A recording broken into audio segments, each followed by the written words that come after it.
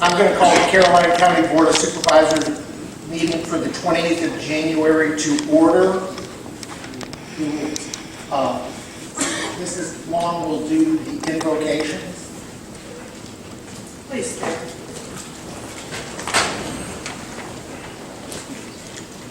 Dear Heavenly Father, Lord, we come to you tonight with grateful hearts for all your many wonderful blessings. We ask that those blessings continue to guide us and protect us in our decisions and our work for this county. We give thanks for all the nonprofits and those who serve on boards and commissions, for our first responders, our teachers, and for all our citizens who serve this county with goodness and grateful hearts.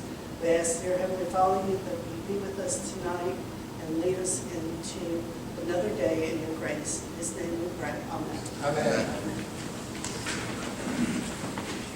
I pledge allegiance to the flag of the United States of America and to the republic for which it stands, one nation, under God, indivisible, with liberty and justice for all.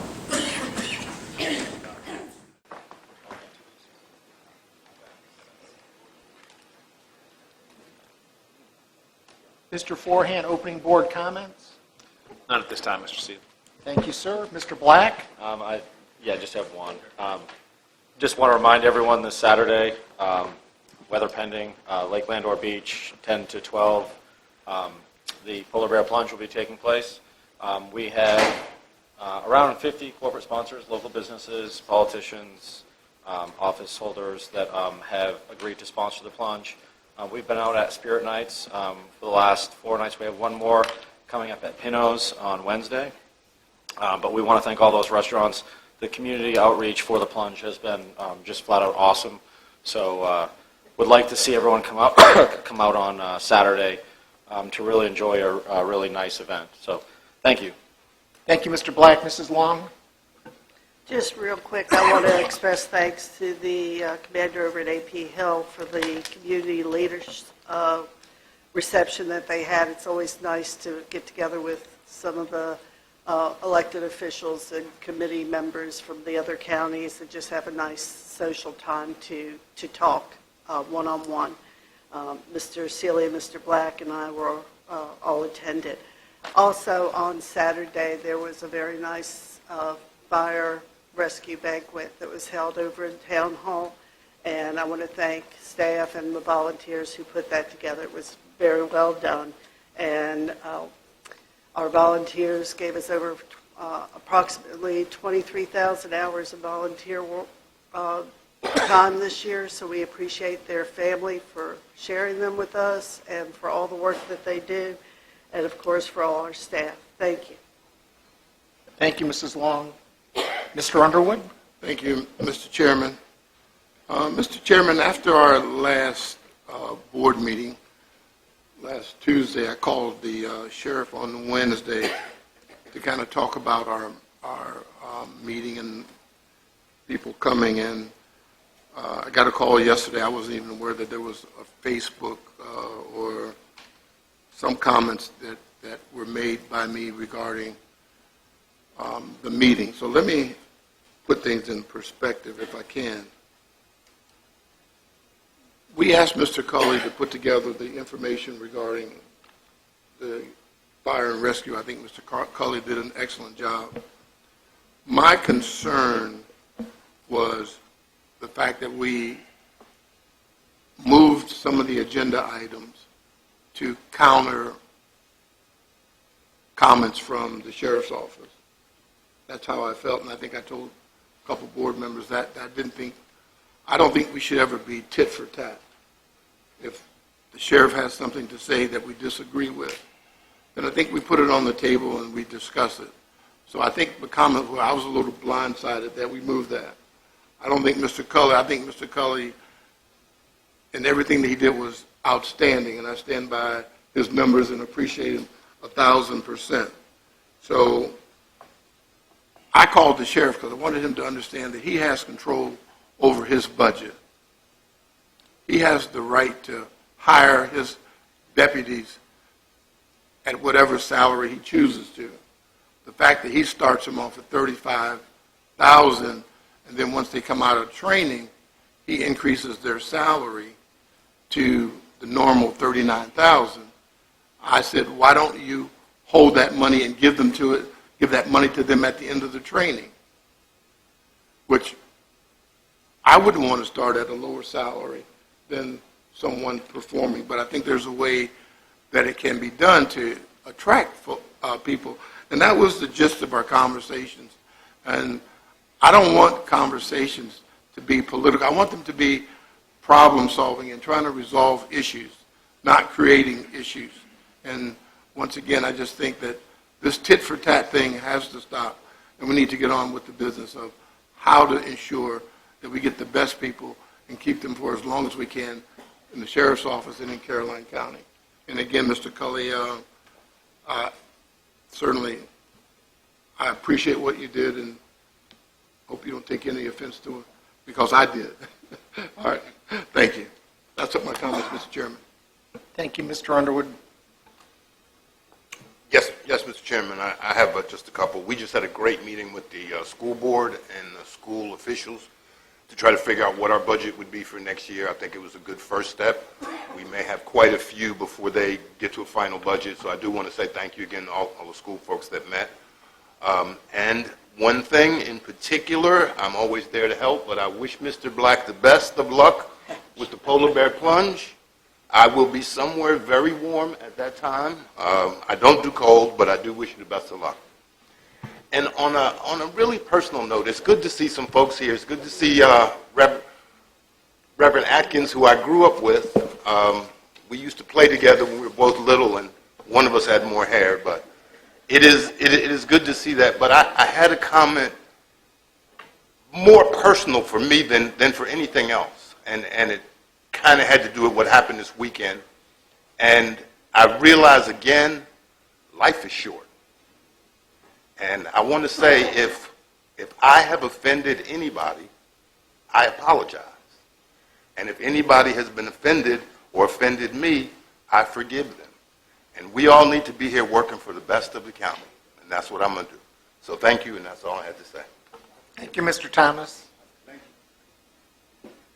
I would also like to reiterate the Fire and Rescue Awards dinner was very enlightening to the number of hours. 23,000 hours donated by volunteers is probably around 24 man-years if we had to hire folks to actually do that. So in retrospect, you have to look at how much money that has actually saved and how much time that's into a community that is spent by volunteers that sometimes we don't always see, we don't always realize. We see the lights, we see the trucks.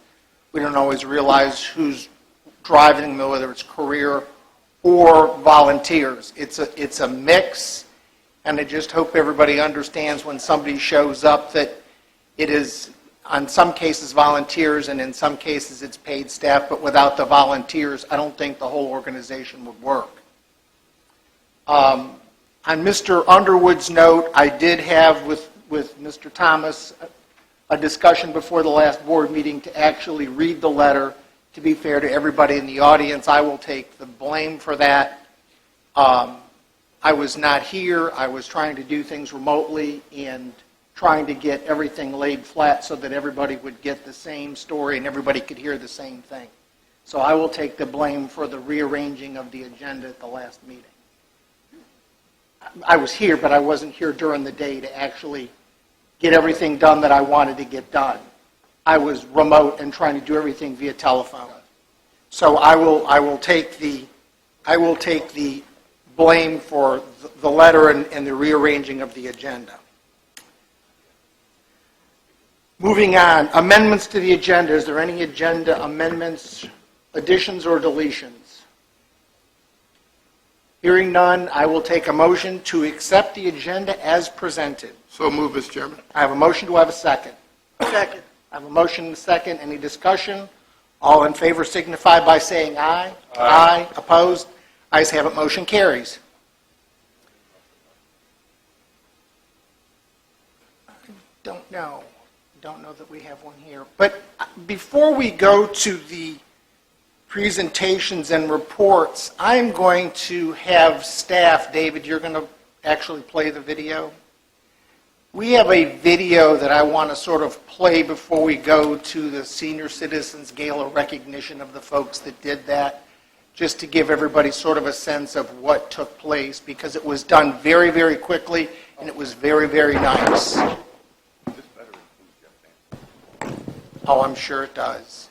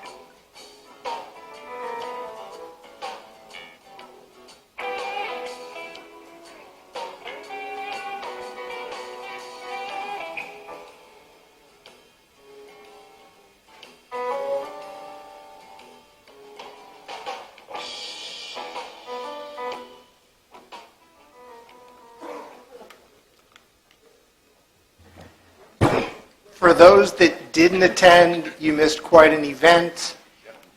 And the number of people it took to actually put that together will probably never really be known. But the committee that did, and I will have Mrs. Green, if she'll come to the microphone and talk a little bit about who all the organizations, and I'm going to have each committee, I have a list of committee members that I'll go through.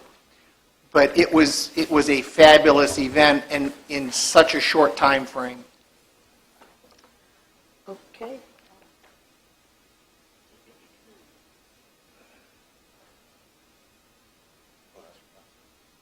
I guess so.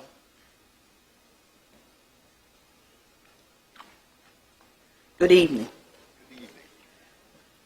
The 18th Annual Senior Gala was held on December the 13th, 2019, at Caroline High School Red Gym. There were approximately 350 guests from area churches, the Caroline County Rehab Center, and the community in attendance.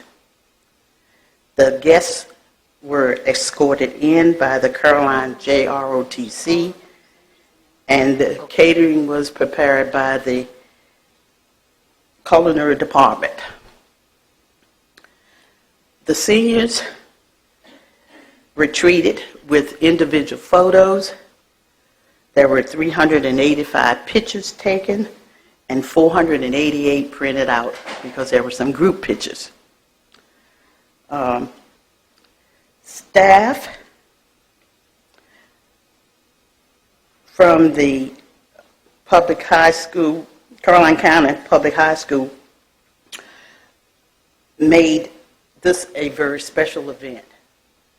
We like to include the youth at the high school because the seniors enjoyed interacting with the youth. They show them respect and they interact with them. So it was a terrific gala with lots of fun for all, and we hope to continue this event. Before you is a report of the expenses, and we did have some money left over. We would like to make a request at this time that we buy round tables. That is probably the rental of the tables and chairs is the most expensive item in our budget, next to the cost of the dinner. Because we only had 350 and not 500 people, that cut down on the expense this year. So we checked with Town Hall, who used round tables, and they purchased our round tables from Uline. So if the board would entertain a request from us to use the balance of the money to purchase those tables, it would help us in cutting down on the rental expenses.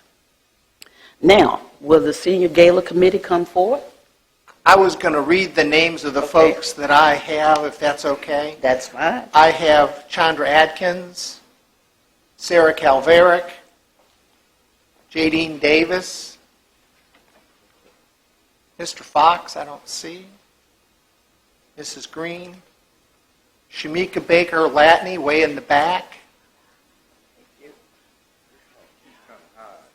Shawanda Minor, L.J. Moyer, Jesse Rollins, Sharika Twiner, I see way in the back, Michelle Wright, and Pat Wright. And before we go any further, I'd just like to read the resolution, Mrs. Green, and then we'll continue. This is a resolution of appreciation for, and then each member has one, for their work in helping to restore the Caroline County Senior Citizens Gala. Whereas for many years, the Caroline County Senior Citizens Gala was the highlight in the lives of hundreds of county senior citizens during the Christmas season and provided much anticipated opportunity for fellowship, holiday cheer, and glad tidings for all. And whereas in 2016, the gala went on a hiatus for a period of 3 years because of the time commitment and effort required to organize the event. And whereas due to the hard work, dedication, and enthusiasm of a special group of volunteers, including Cynthia Green, and each of your names will be there, but just to give you an idea of what this says, the Caroline County Senior Gala was reborn on December 13th, 2019 at the Caroline High School. And whereas in 2019 the gala was a tremendous success and hundreds of Caroline County senior citizens were once again able to enjoy this wonderful event and be recognized for their importance to the community. Now therefore be it resolved that the Caroline County Board of Supervisors hereby expresses its deep gratitude and appreciation to the members for their work in helping to bring back the beloved tradition of Caroline County Senior Citizens Gala and returning a night of joy to the lives of so many of the county's senior citizens. I want to thank everybody that actually put this together.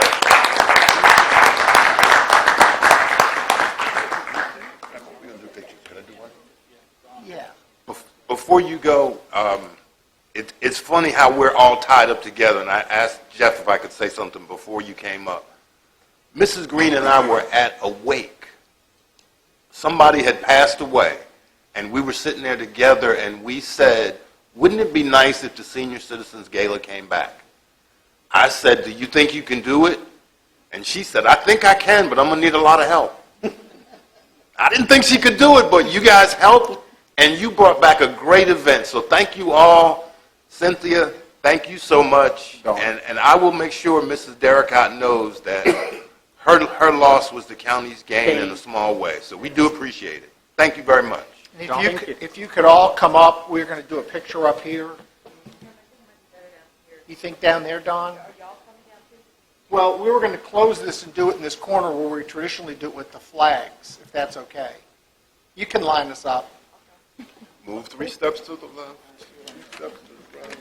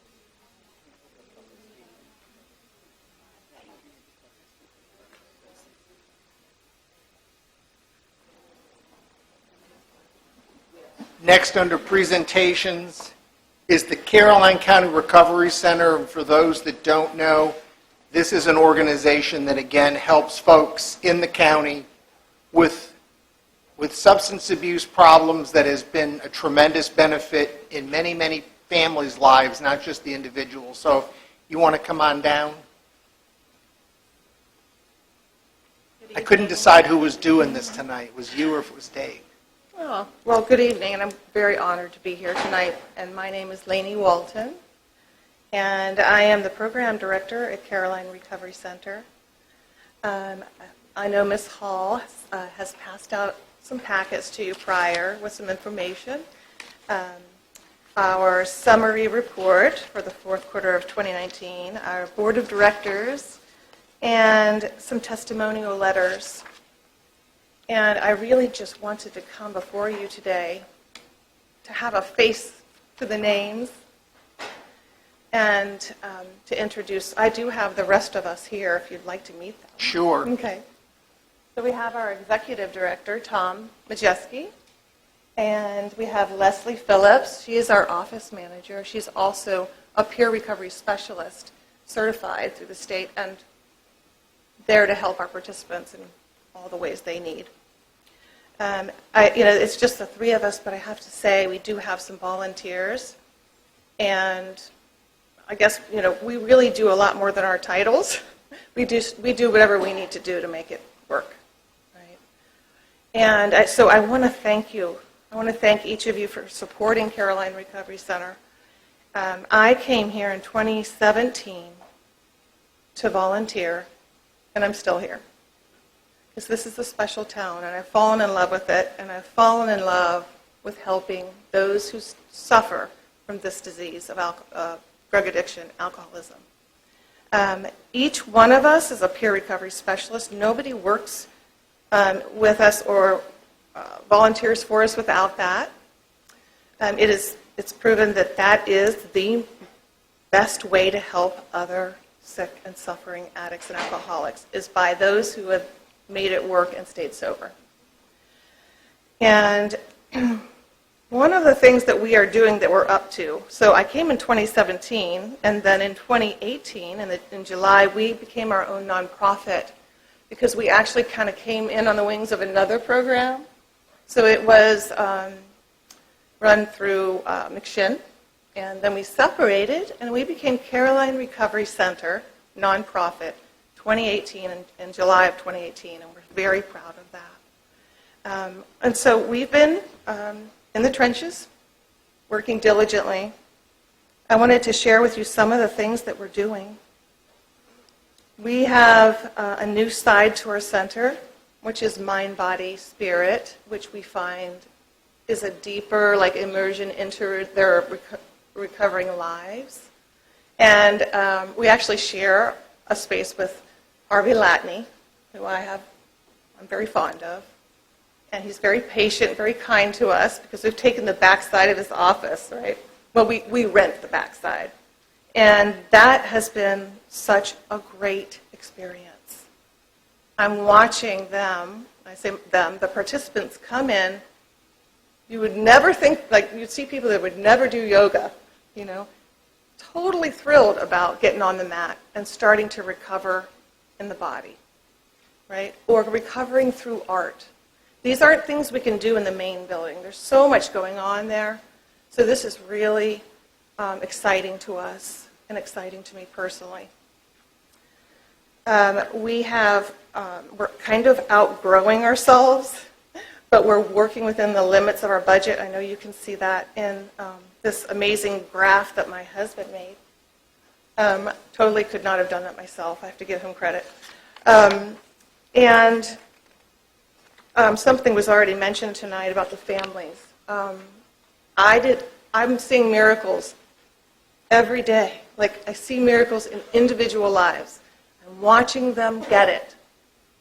I can't tell you what that means to me, to have a front row seat to somebody who was void of the desire to live, go into their lives and begin to be, not only sober, but active members and healthy members of the community. These miracles are amazing, right? But I didn't know I was going to see families recover.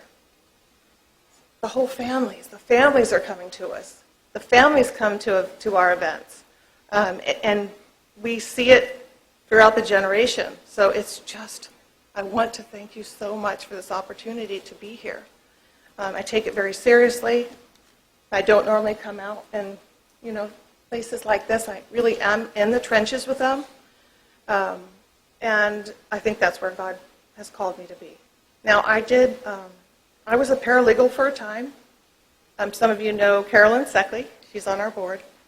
I loved that job, but I love this one more. I mean, if you compare it, maybe from Yale to jail, I just absolutely love what I'm doing. And I know that this is where each of us wants to be. I'm hoping that in the future we do get some more funding.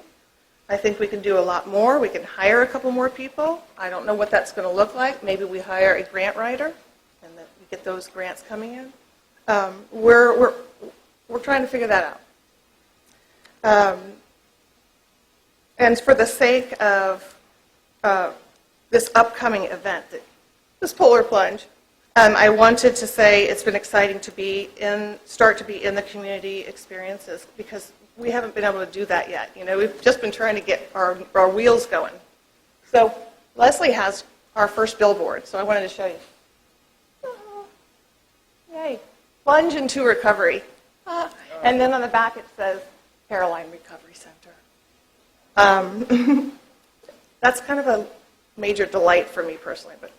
And we will be there too, freezing our little selves off. But we raised $1,000. It's our first time. We're going to we're diving in, literally and figuratively. And so I guess, thank you. I wanted to come and say thank you. We wanted to come and say thank you. And if you have any other questions, I'm happy to answer. Ms. Walton, Yes. who's plunging? No. Myself, Okay. Leslie, and my husband, Woody Walton. Does he know he's plunging? Well, he does now. Excellent. And we have a couple of other of our participants and volunteers going. Look forward to seeing y'all there. Hoping for good weather. Yes, I hope so too. Really, you only have to have one person make the dive in. No, I from think your more the group. merrier. Is generally the concept. You just want company. Does it count? Like, can you just put a toe in? Because I'd be. Oh no, you got to go up to at least to your neck. Oh, okay. Good to know. That's the only way to warm the lake up. Mr. Black? Ms. Walton, I thank you for sharing that. We really appreciate you being part of the plunge. I did think, I heard in the back room, Mr. Thomas just in his opening board comments said that he was really appreciative of the plunge and that he was not going to be able to be there. So you guys are always looking for money. I think Mr. Thomas would like to donate to your organization, right, Mr. Thomas? So I think that's what he had said. Okay. So We'd be happy to accept that. Any other board members? I will say that I have talked with Caroline Recovery Center at the county fair and other events over time, and you all really are doing a lot of outreach, which I do appreciate, and I hope that that does actually encourage family members to get those in their family who have those types of issues, the ability to talk to you and get them into some sort of recovery. But thank you for all your outreach, and I know Mr. Black is always looking for polar bear plungers because, again, they're trying to warm up the lake, so thank you. Mr. Sula, Well, I have one thank other. you. Oh. Ms. Walton, Yes. are y'all selling those sweatshirts by chance? No, not yet. All right. That was Good just, idea. it was just a curiosity. Yeah. Thank you. Wow, yeah, we can if you want.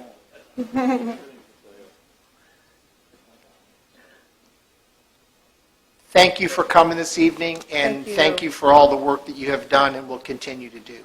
Thank you so much.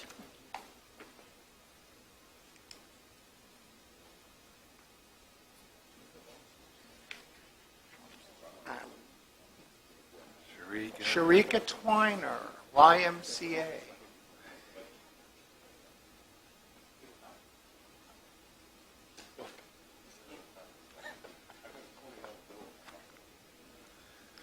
Good evening, Mr. Supervisor Good evening. and Mr. Chairman and Vice Chair. I am Sharika Twiner, and I thank you all for giving me the opportunity to come and speak with you all this evening to update you on the Caroline Family YMCA and the impact we're having in Caroline County. I really just wanted to touch base with you all regarding our outreach programs. There are several things that we've been doing and working with several organizations in the county, such as CCPS, Polar Bear Plunge Organization, Caroline's Promise, the Senior Gala, Lake Lander for trash pickup. So we've really been fortunate to have these organizations in the community welcome us into the fold and give us the opportunity to serve the constituents of Caroline. I've been lucky enough to sit down and meet with a couple of you as well as attend some of your constituents meetings. So I look forward to being able to do that in the future to get the message and the mission of the YMCA out to the people of Caroline. One of our big impact programs is Bright Beginnings. And I think you all have an impact sheet with information as far as the numbers that we've been able to serve in the past 5 years. Do you all have that? Yes? Okay. So some of our impact programs, like I mentioned, is Bright Beginnings. And we have been fortunate enough to be able to serve, since 2016, the number has gone to 230 students. So we are looking forward to that opportunity again this summer. And that's a program where we take approximately 60 of the county's children back to school shopping. Several of you and your spouses or significant others have volunteered. So we look forward to that continued program. We take children shopping to the Ashland Walmart, as well as give them a backpack full of supplies to prepare them for a successful school year and give them the sense of inclusion to start their year off properly. So again, I welcome all of you to come and volunteer and help with that program. Another program that we're proud to discuss is our second grade Learn to Swim program.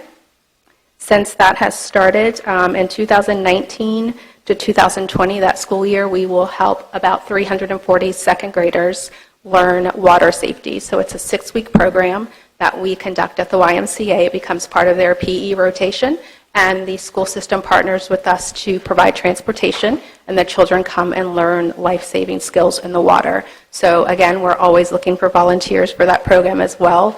We work with organizations such as the high school nursing program to give them volunteer hours so those students come. So it really is a community project that is directly saving lives of the children of Caroline County.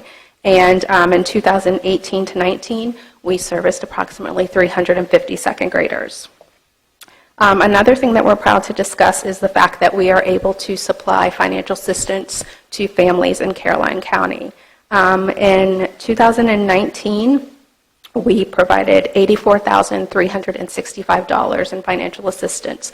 That comes in the manner of membership fees, programs for children who want to attend basketball clinics, swim lessons, before and after school programs, so we are able to help families provide a safe, nurturing environment for their children. In 2018, we supplied $6,445. So as our membership numbers increase, we are able to help fund the families as that increases that need financial assistance. Another program that we're proud to talk about is our Summer Learning Loss program. That has happened for the past 2 years where we were able to focus on second graders who were on the bubble as far as a learning need for the summer, so they would come to our program. We were able to service about 21 students last year, and we really focused primarily on reading in that program. They attended the middle school, and they had a program with the YMCA, and in that program they learned about 2.5 months. They earned about 2.5 months of reading. While that program was successful, we have been doing another program in surrounding counties, which is referenced the Power Scholars program. And so we are here today to talk to you a little bit about that program as well, to say that last year we helped 21 students with the Power Scholars program, and partnering with Caroline County Public Schools, we would be able to increase that number to approximately 175 students. And I think you all have a packet on the Power Scholars program. We had a nice video for you, but it's my understanding that you cannot access YouTube in here, so I apologize that we're not able to show that. But through our partnership with Caroline County, oh, you have the program? Oh, okay. I think he has the PowerPoint. But, oh, you have the video? Oh, great. So if you want to kind of turn and look at that video, then I'll continue to speak with you.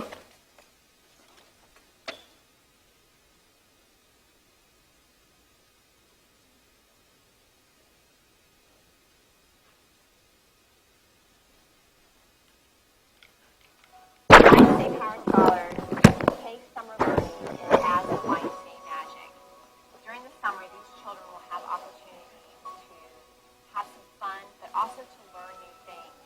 The beginning half of the day is their academic portion. So they're with their teachers, like the actual teachers that teach here. Then they go to the enrichment part next, which is like we have sports, photography.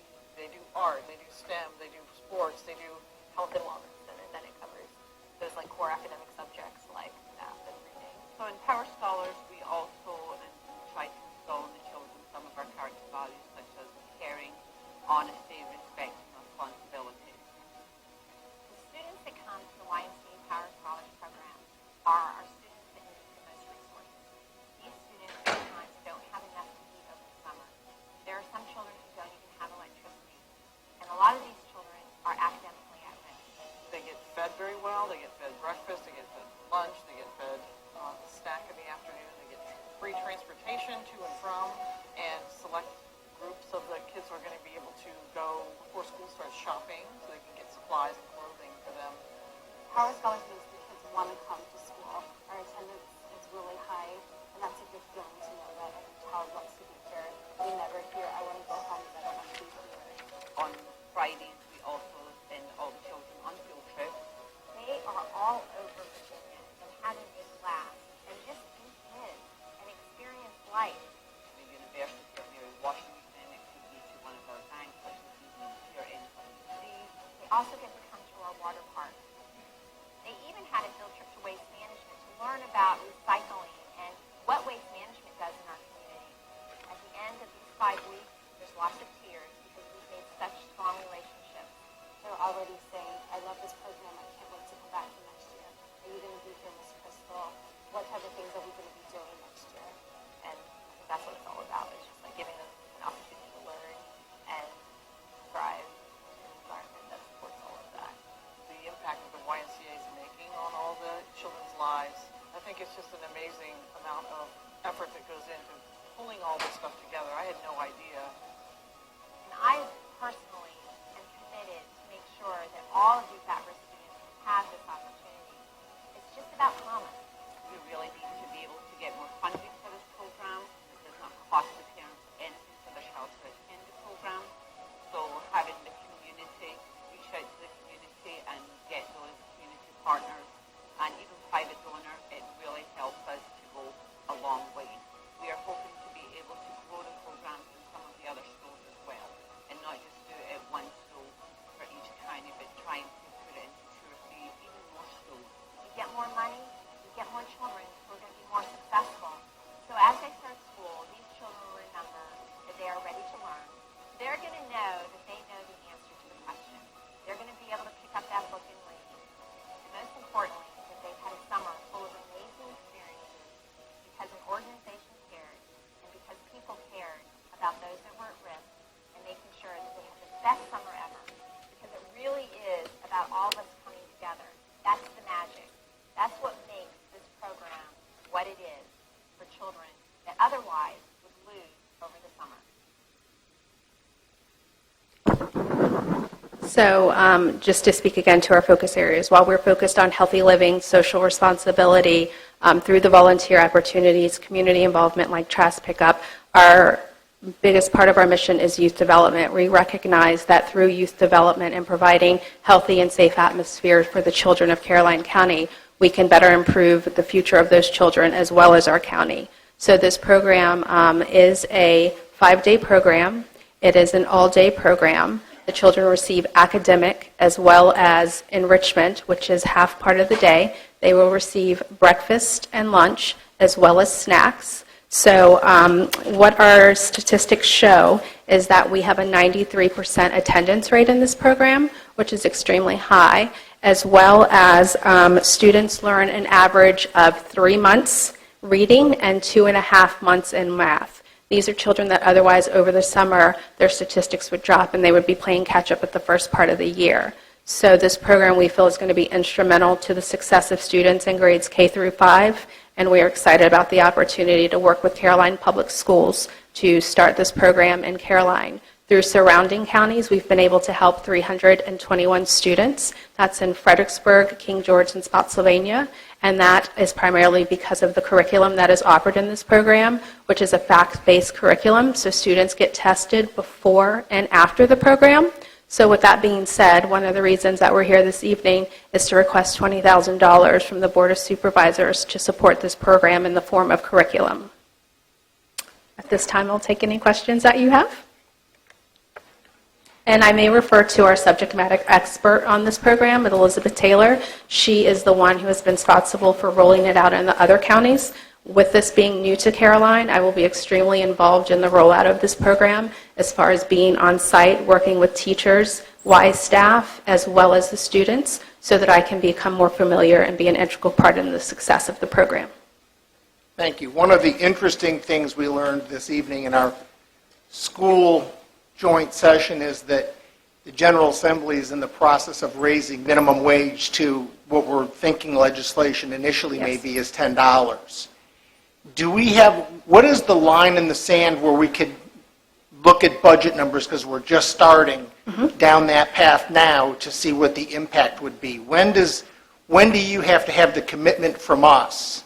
The program, we would like to have it start this summer for our students. So we would like to have a commitment from you within the next month, because we do have to get staff trained on the curriculum. So actually, if we could discuss it this evening, that would be great, because again, we would have to send the teachers from the school to be trained, and all of them need to be versed, as well as work on the lesson plans for the summer. Okay. Mr. Seeley, if I may. Mr. Black? Before we get to the whole power scholar thing, I do want to thank you guys a number of reasons. I had the opportunity every fall to do that Bright Beginnings, and there's certain things in this county that we do. We're all into. My heart's into the polar bear plunge, and everyone. I know all the different supervisors have something that they. But that program right there, the Bright Beginnings, when we go shopping in August, I really think that every supervisor should try to do it. It is. You're paired up with a student, and you take them shopping for school supplies and so forth. It is a really powerful and awesome program that the YMCA does to help the students in Caroline. So thank you for doing that. I think that's the stuff of the backpack program plus the Bright Beginnings. When you go and you see the needs and so forth, it's really it's really a powerful experience. I don't think sure you can come up here and talk about it, and unless you actually do it, you don't really understand what it's like to be part of it. So thank you for that, and also thank you for the trash pickup, partnering with Lake Landor. We picked up about 4 miles worth of road, 4 to 5 miles worth of road from Madison Elementary all the way to Sassafras Shade Winery. So it was a great stretch of road, and we had, between the two of us, I think we had like 28 volunteers doing it, and it took us a matter of each organization was it got it done in a couple hours, pretty much, yeah. And over 40 bags of trash. It looked, we had close to 50 bags of trash, and it was excellent for the community. It looked great after it's done. Lots of thank yous from everyone. So we wouldn't have been able to do that with the YMCA. So I think they do a fantastic job before we even talked about the Power Scholars. So thank you. Thank you. And then just to piggyback on the Bright Beginnings, one of the benefits of Power Scholars is because the children are socioeconomically challenged and identified by the schools, they will also be recognized as attendants for programs like Bright Beginnings, as well as financial assistance to help parents if they need help with before and after school care. So this program is also a way for us to identify children that need help in other areas that the YMCA can help them. Mrs. Long? Yes. I just wanted to ask, it sounds like a wonderful program, and I'm supportive of it, but as far as the selection of the schools, as you see from your demographics here, Yes, ma'am. certainly more members are over near the Y Yes, than on ma'am. my side of the county, but all the schools would be equally. Yes, ma'am. The way the programs like Power Scholars and Bright Beginnings work, and that's something that we take pride in, and we understand that due to the size of our county, it's hard for some people to physically get into our building. So we are here to send a clear message that the impact of the YMCA is not our concrete structure in Ruther Glen. These impact programs allow us to touch everyone in the county, and the students are identified by the schools. So it is all elementary schools that are able to participate in this program. Thank you. Just one quick. Mr. Underwood? Ms. Twine, I just wanted to say thank you. We had a chance to talk, and I just really appreciate your enthusiasm and your willingness to really do the hard work, the hard leg work. It takes a lot of work to put things together, and certainly working with Dr. Calveric in the schools. That means a lot to the community, and I really believe this is just fantastic, and certainly, as I told you, anything that I can do, please let me know, because I'm going to support you 1,000%. Well, thank you very much for the Thank support. you. Is that? Mr., I heard Mr. Thomas, but I see that Mr. Forehand's got a question. Is this taking the place of summer school? Yes, it would be taking the place of summer school. Summer school is currently a half-day program, so this would replace it for all K through 5 students. K to 5? Yes. This will essentially be the county's summer school Partnering program. with the YMCA. So the way it would work is the county would hire the teachers for the academic aspect of it, and then the YMCA staff would come in for the afternoon enrichment. Okay. So the schools have a summer school budget. So can we, I would just like to take a look, get our numbers straight, just so that we know what we're looking at, because we got hit with a number of things this evening, and give every time to digest what we got tonight, or earlier this evening. I don't, anybody opposed to looking at that, or? Mr. Chairman, with all due respect, I think she said that they needed to make some decisions within the next month, and certainly, if they're going to go from 31 students to 21 to 175 students, I mean, that in itself, and working with the school, I don't think $20,000 would impact us so much that we can't make a decision tonight. Okay. So with that said, I'm going to make a motion that we approve $20,000 to go to the YMCA for their summer scholars. Second. I have a motion and a second. Any further discussion? All in favor signify by saying aye. Aye. Opposed? Ayes have it, motion carries. Before she goes, Go ahead, Mr. Thomas. I kind of got caught up by the motion, but I did I'm want to sorry. say, that's okay. I mean, I'm easy. I did want to say thank you for all of the hard work you're doing, because you are proving that those of us who thought the Y was a good idea, it is definitely a good idea. And I always like to give a shout out. So is that the little star singer that I met last week in the back? Yes, sir. Okay, so shout out to the star singer who I heard last Sunday in Fredericksburg. Yes, Thank you and very much. Thank you very much. I appreciate. Yes. Can I get a question? Mr. Colley? We're making, this is as much for the Y and the schools combined, we're going to make an appropriation of $20,000 to the Y. Yes. Yeah. The schools are going to use their summer school money to hire school teachers. Right. The $20,000 check to the Y Yes. balances out the program on the other side, just so that we're clear where this Yes, is sir. going. But their And make program sure is ours are- their program is K through 5. Correct. So I don't know if there's a school K through 5 program. There is a There school is. K So through they 5 just program. redirect their money. Okay. Just making sure we are all on board. All right. Okay. Well, thank you very much. I appreciate your time this evening.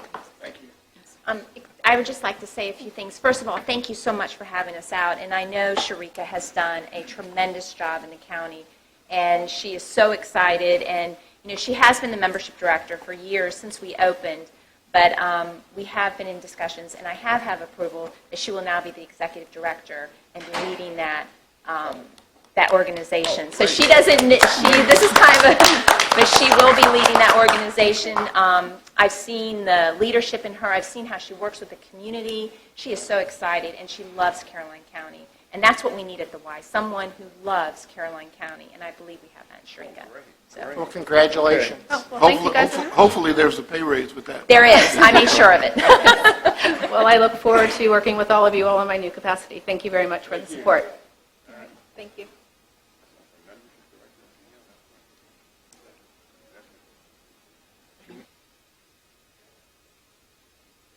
I'm going to move to appointments. Mr. Thomas? Oh, I'm going to move to, Mr. Chairman, I'm going to move to table the appointments we have today for broadband and the BCA for Manapana. Any Okay. second? Second. I have a motion and a second to table. I'm tabling the 2 appointments. What's the? Mr. Underwood. What's the holdup on the appointments? Mr. Seeley and I want to meet together, and we haven't been able to make a meeting together for broadband, to kind of get a direction of what citizens will be doing. And for the BZA for Mattapan, I just haven't had a person confirm yet. So that was it. Motion. I have a Second. motion and a second. All in favor signify by saying aye. Aye. Opposed? Ayes have it, motion carries. Consent agenda. It's a big one tonight. Mr. Chairman, can we pull item A? Certainly.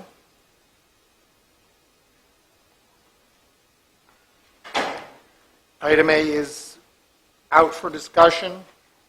And C was the, C is the reimbursement of Little League of permit fees not actually used for actual personnel part of the fees.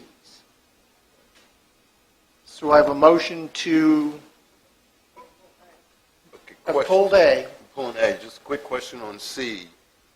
We were just pulling our cost out. Correct. So our cost is $500? No, that's what we're reimbursing. So our cost, I thought their fee was like $4,000. No, it's about 1,200. So $700 was our actual cost. Right, the other was Okay. permitting fees related to site plans and stormwater. Okay. The key was to make sure we didn't actually lose money.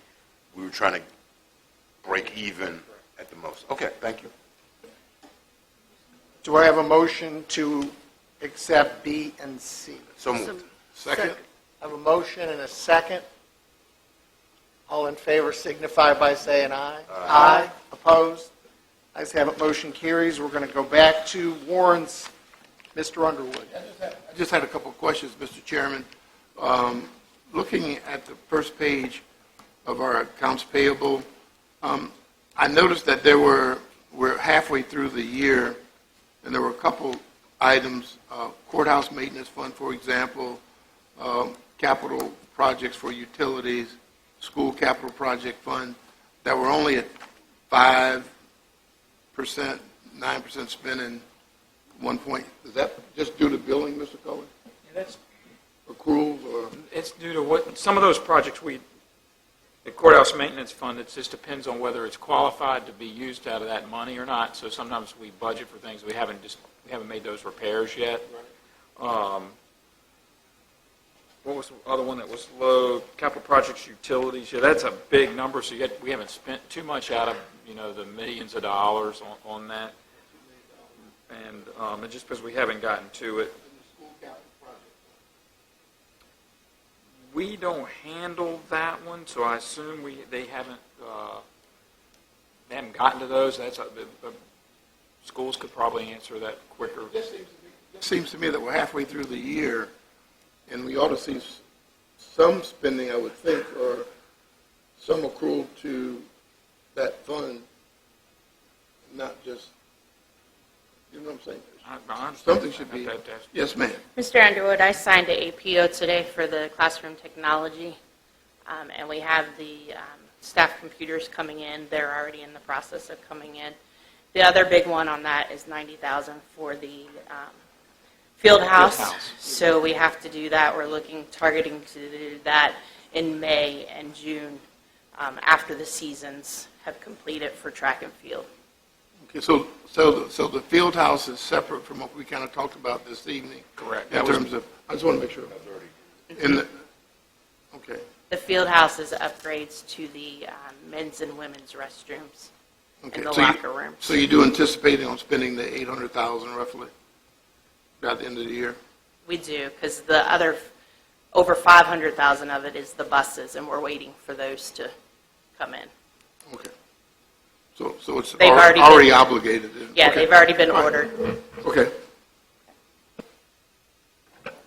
Mr. Underwood, do you want to make a motion? Sure, Mr. Chairman, I make a motion that we approve consent agenda item A. I have a motion. Do I have a second? Second. Motion is second. Any further discussion? All in favor signify by saying aye. Aye. Opposed? Ayes have it, motion carries. We take a break. Before we take our break, I mentioned this to Mr. Cully. We count the school buses as capital improvement items, Correct, not really part of their budget. correct. Capital. Is that normal? Yeah, it was operational budget. Well, I've never included buses in that. I've always considered it in all my years of budgeting. Yeah, see, we don't get a fair number of what it costs to run the schools if CIP things like buses are out. We add all that in. I don't know what they report to the state. Even if we put it in and the state doesn't want to see it, it won't go in that report. I'm pretty sure the schools could to tell you that. But they know the things that we're handling that are eligible to. But when we do give it our to you. budget and We you give do it to our you. budget presentation. Oh yeah, I give it to you within it. All what it all totals up to, what debt service, everything. Okay. Here, I usually operations, textbook fund because that's a different fund that we account for. Buses, capital improvement fund, that all rolls up, and then debt service is even another number that's all going toward the total. But operations is that number that funds salaries and employees and all that stuff. But buses has never been mixed in that. It wasn't that way when I got here. Buses were separate when I got here. Yeah, we were leasing them and not buying them. But I don't know if the rest of the board knows. We got like a $5 million debt service number in schools, and was it $14 million we contributed, $15 million we contributed, and we just need everybody to understand what the contribution is and what we need to do. Yeah, and that's all I'm trying to say. So, thank you. Mrs. Long? On a side note, I just wanted to thank who's ever responsible for finally getting the printing right, so I don't have to keep flipping this thing up and down to look at it. So, staff, whoever reformatted the printing process, thank you. I was going to suggest we take a break at this point because it's mostly public hearings that we can't start till 7:30. And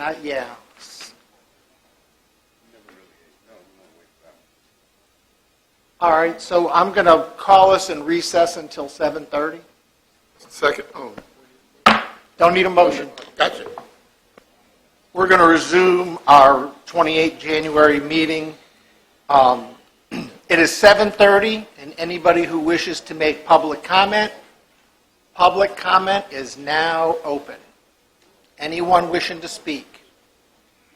Mrs. Rollins. Good evening, Board Chair and other board members. My name is Jessie Rollins, and I'm from the Mattapanai District. Tonight I come to you as the Caroline Complete Count Committee Chair. 4 C's, yeah. I'll give you an update. We had a meeting last night, had a wonderful meeting last night.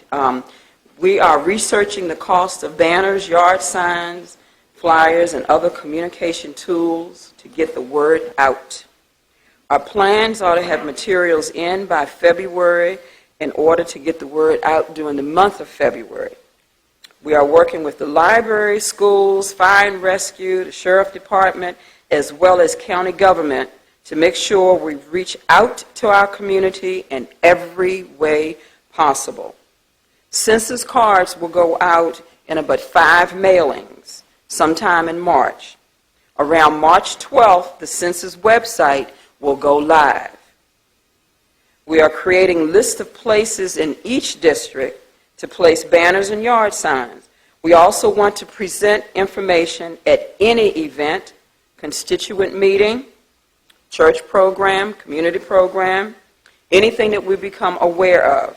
So in that vein, I would like to ask you that if you're planning anything, that you get that date and information to me as soon as you have something planned so that someone on the committee can be there to present information as well as have the written information and be prepared to answer any questions. We want to educate and promote responding to the census by April 1 online as well as calling the 800 number. I received a phone call today from a senior member of our community asking, how will the census be conducted this year? She lives alone and she doesn't do the internet, nor does she have any family there to help her. I informed her of the opportunity to call the number that will be listed on the form when she gets it in the mail, that she can call and give her information, and by doing that by April 1, She should not experience anyone coming to her door. The updated information I will send out so that you can post and share on your web pages and in your districts. We all know that any increased funds that come to Caroline will help our community. Any questions? It's public comment, so I really can't go into Oh, okay. questions, but thank you. All right. Thank you.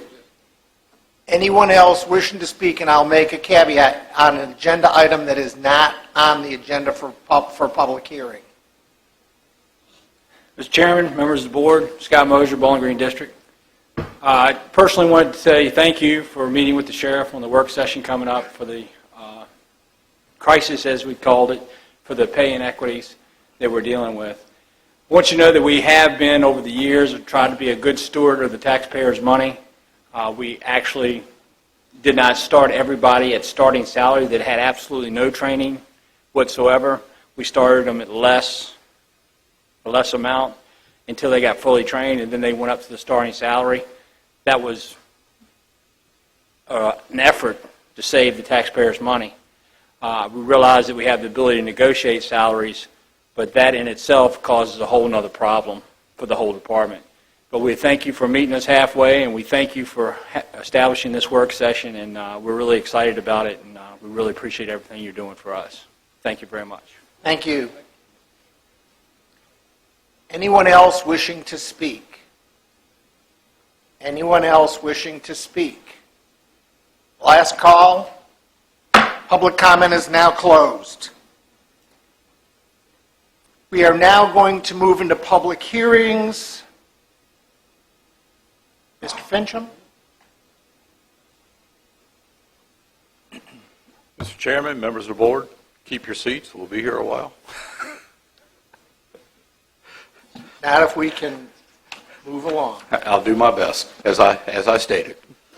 Mr. Chairman, members of the board, your first public hearing tonight is SPEX 05-2019, Commonwealth Fairs and Events Incorporated owner, and T-Mobile Northeast LLC, the applicant, requesting a special exception permit in accordance with Article 17, Section 13, and Article 11, Division 6, Section 3.13 of the Caroline County Zoning Ordinance on a portion of tax map 100-A-2, containing approximately 1 acre in area. The property is located at 14,020 Dawn Boulevard, Doswell, in the Reedy Church District. The proposed use is for a 160-foot telecommunications tower and ground equipment.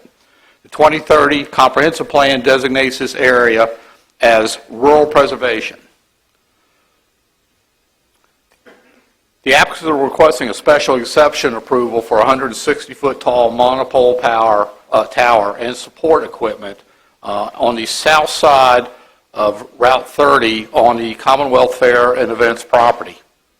The proposed location of the tower is just southwest of the intersection of Route 30 and 652, near the last access road into the parking area on the south side of the property.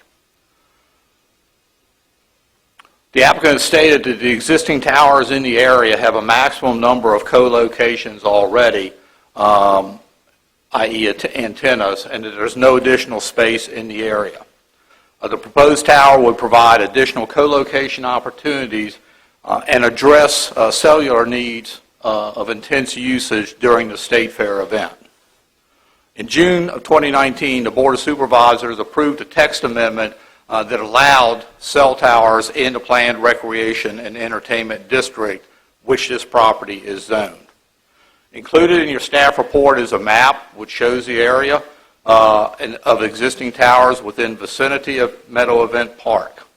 The Planning Commission held a public hearing on this request. There were 2 speakers in opposition, predominantly citing the existence and number of towers in the area, as well as health concerns related to the radio frequencies of the towers.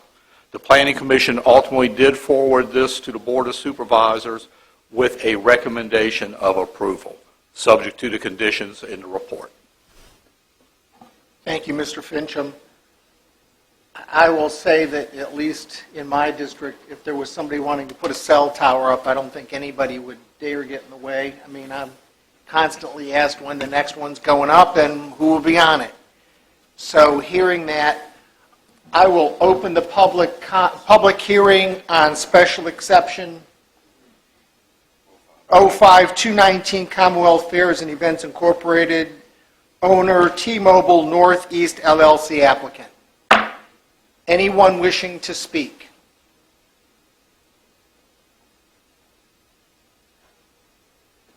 Good evening, Mr. Chairman. Good evening. Can Members you of give the me board. name and district? John Hudson from Reedy Church District.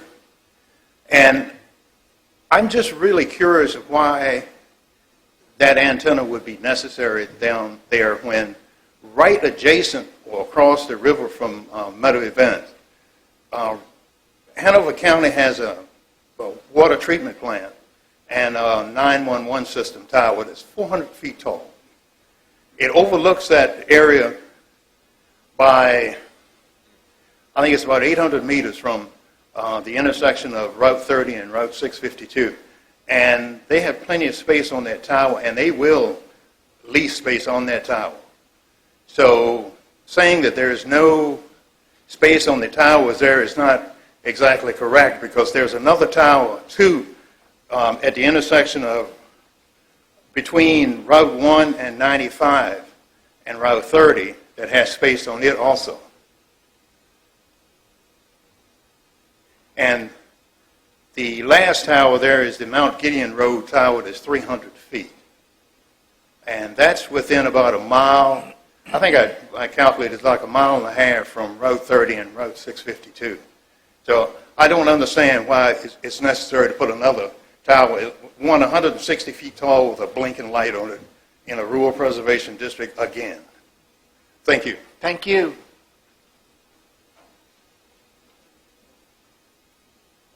Does the fair have any comment? Okay. Anybody else wishing to speak? I understand. And I understand that the T-Mobile representative has got the flu, so I'm glad they didn't show up, because that's not what we all need. Anybody else wishing to speak? Anybody else wishing to speak? The public comment period is now closed. Comments, questions from the board? Question for Mr. Fincham, and I'm not sure if he's got the answer, but all of the different towers that Mr. Hudson mentioned, Yes, sir. they are not T-Mobile, are they? Not necessarily. So they could be Verizon or AT&T. They don't necessarily, different vendors don't necessarily share towers? Most vendors, from our experience, will share a tower, hence the co-location opportunities, Right. provided it doesn't interfere with their service. Aside from that, you also have the Telecommunications Act that was recently adopted by Congress, which significantly limits our ability to regulate towers, and actually prohibits us from regulating towers based on co-location opportunities or anything like that. So while we still have the special exception process in place for towers, of a certain height, the Telecommunications Act basically has taken away many of the standards that we had in our ordinance related to these towers. Yeah, I hadn't mentioned that part, but you basically reminded us that the federal government has basically said that localities have to say yes to towers, right? Yes. Okay. Thank you, sir. Mrs. Long?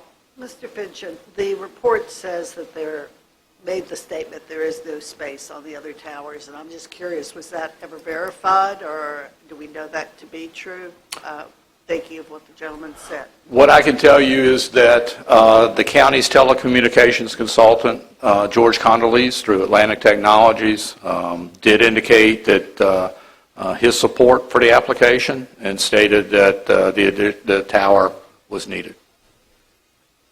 What is the maximum height before we can do away with the light? Typically, lights are not required. I believe it is anything over 199 feet in height, and they are well below They're 30 feet below that. So can we do away with the light for the neighborhood? Sure, you could add the condition that there will be no lighting unless required by FAA, which would be the standard that would, the agency that would require the lighting. But Isn't that an FAA thing, though, Mike? No. Yeah, 199 is FAA. This is 160, so no, yeah, I know. And unless, again, it's an FAA question, depends on flight path and all kinds of other parameters for that. But, I mean, it's definitely something that could be asked. Yeah, airport. Hopefully a plane wouldn't be down that low. Yeah, it is. Yeah, and the interesting thing about altitude is altitude's based on sea level, not necessarily terrain. So you have to be careful when you say that. But I mean, it's something I think could be investigated if the light is the issue. It is a rural preservation area, and if it's not needed, I was trying to be polite to consider it to the neighbors around, and if it's not needed, then it's not needed. But if it's something that needs to be there for safety, then fine. The FAA would have to weigh in. I don't know enough about it to figure it out. That's why I have you. So you're asking for it to not be there unless it's required? Unless it's required. Well, right, and that would have to be an FAA question, but I'm sure it's something we can get an answer to. Any other questions? Mr. Underwood? Yeah, I think that's a good idea that once we find out if there's indeed no additional space for co-location, then I think Nancy's, Mr. Long's point is well taken, that if we can do without the light, then I think that would at least give some level of comfort, but maybe not much. But I do think it's needed, and I would make a motion based on. If there are no other comments, A motion's always in order. I would make a motion, Mr. Chairman, that we approve special exception 05-2019 with the condition that if we can remove the light from the top of the tower, then we do so. Okay. I have a motion and a second. Any discussion? All in favor signify by saying aye. Aye. Opposed? Ayes have it, motion carries. Next on the agenda, Mr. Fincham, special exception 07-2019, Star Management Corporation, owner TKC, and I guess that's a Roman numeral. It looks like 262. Don't look at me for We can do two together. So we can do, both if, 7 and 8 together. They're related to the Highway Corridor Overlay District. do they need to be voted on separately? Yes, sir. Voted on separately, okay.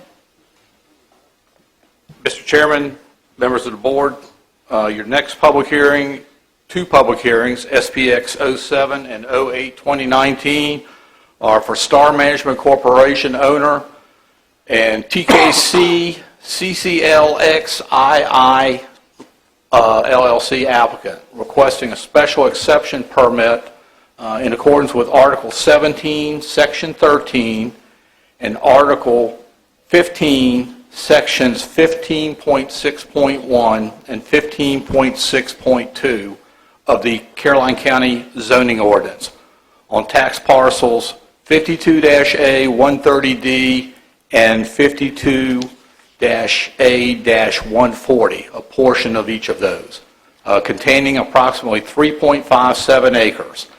Property is located on Jeff Davidson Highway across from the intersection of Route 622, which is Durrett Road, in the Madison voting district.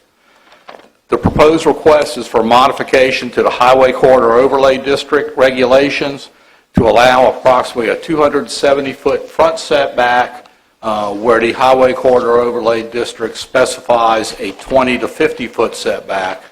The second request is to Section 15.7.B2 of the same Highway Corridor Overlay District regulations.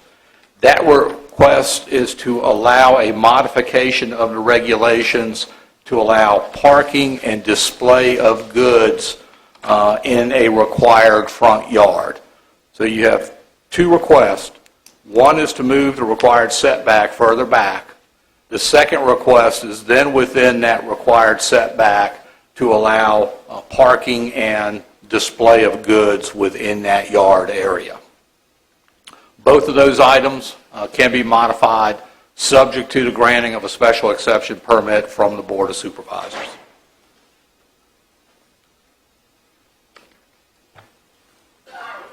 You have in your packet a site plan which has been prepared for the proposed retail use of the property. It's a well-known retail establishment that is actually specified on the architecturals of said site plan.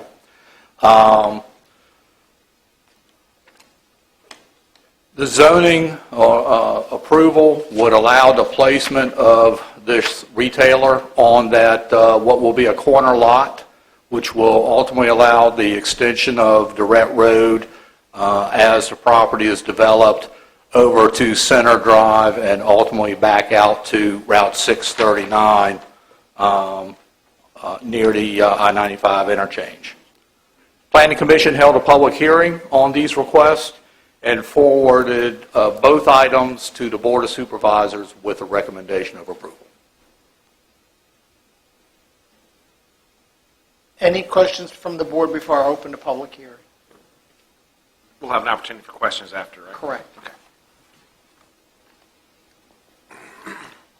I'm going to open this public hearing for special exception 07-2019 Star Management Corporation owner TK LLC applicant, and also on special exception 08-2019 with Star Management. Anyone wishing to speak?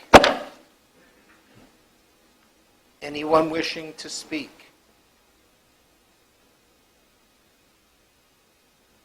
Mr. Carter. Members of the board, I'm Danny Carter, live in Mr. Black's district over in West Carolina. I'm here on behalf of Star Management, the owner of the property that is asking or will be impacted by the special exception. The their position in this is that if we can get the special exception, we have an opportunity to put a very nice, well-recognized business in our community. I think the community and the county as a whole would be very excited about seeing them there. The Highway Overlay District has always been a little bit of a thorn to me, but when you get into development, because of the impact that it has, not only on setbacks, but also on architectural standards and things of this nature.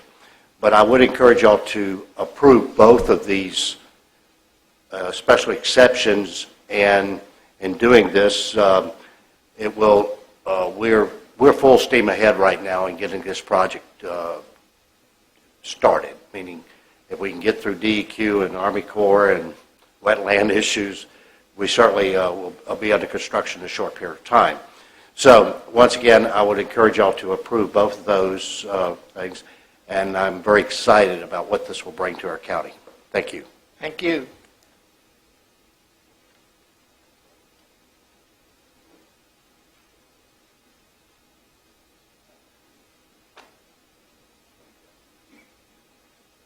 Hello, I'm Wendy Fulton from the applicant, TKC 262.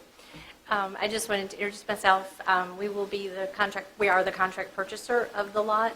So if it is approved, we would be purchasing the lot to construct the retail store for Tractor Supply Company and be their landlord.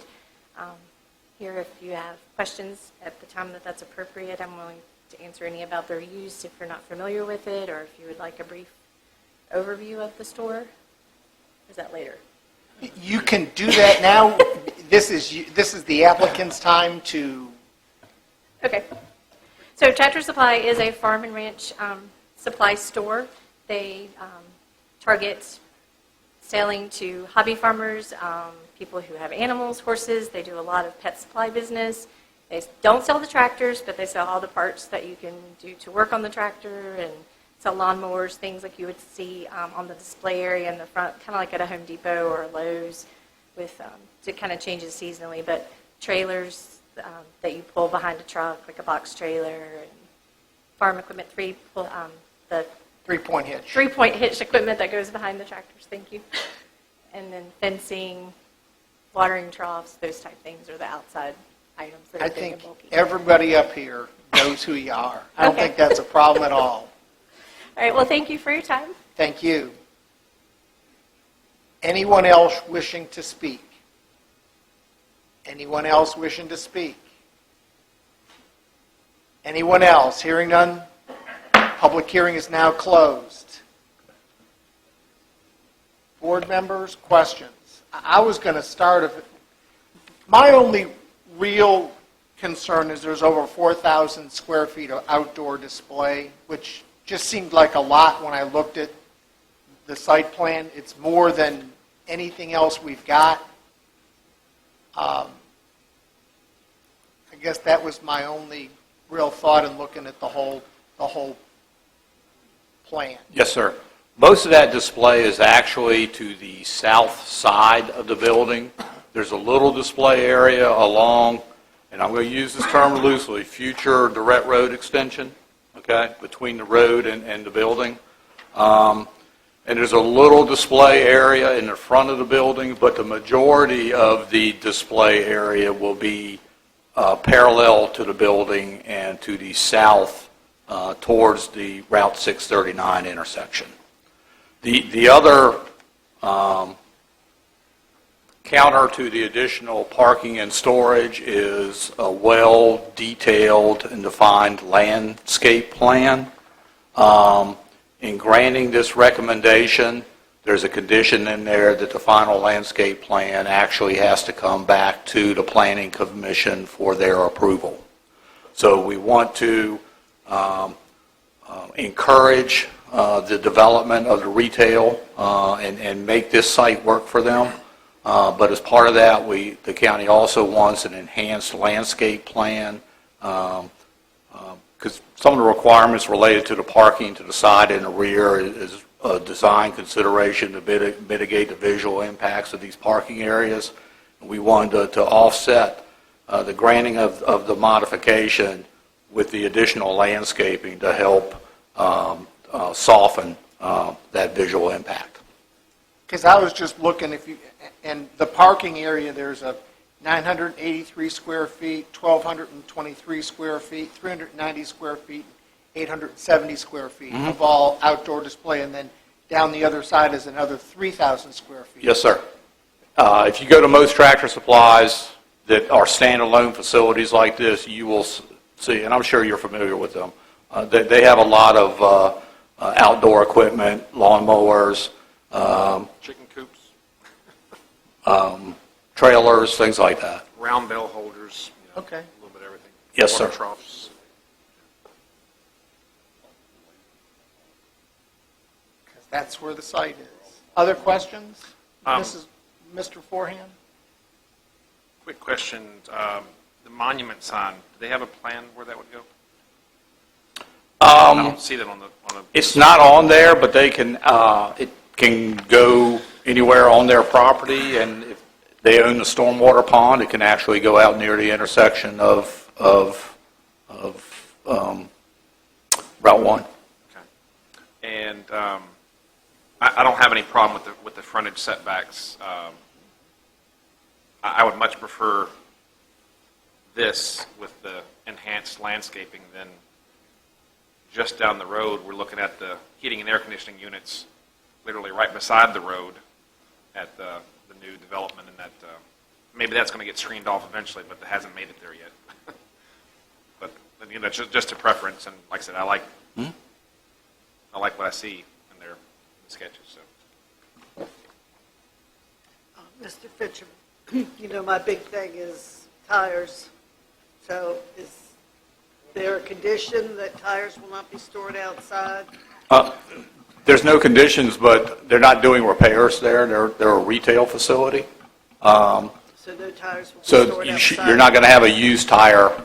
It's just there are a lot of residential homes around there, and we don't need a mosquito haven and, a health hazard. So Yes, ma'am. nothing will be stored outside that's going to upset me when I come by and go shopping. We will make sure that that is taken care of. Thank you.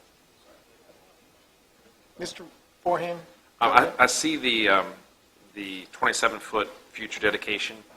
Is there any requirement for them to build a sidewalk in front of their property like we have other places?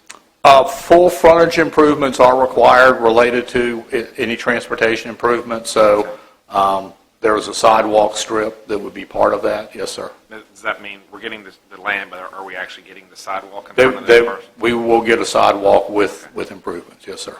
Because my master plan at some point will be to have a sidewalk on that side of the street, connecting all the little pieces of sidewalk that are there. Our master plan is to have it on both sides of the street. Okay, So. I'll be happy with one at this point. I understand.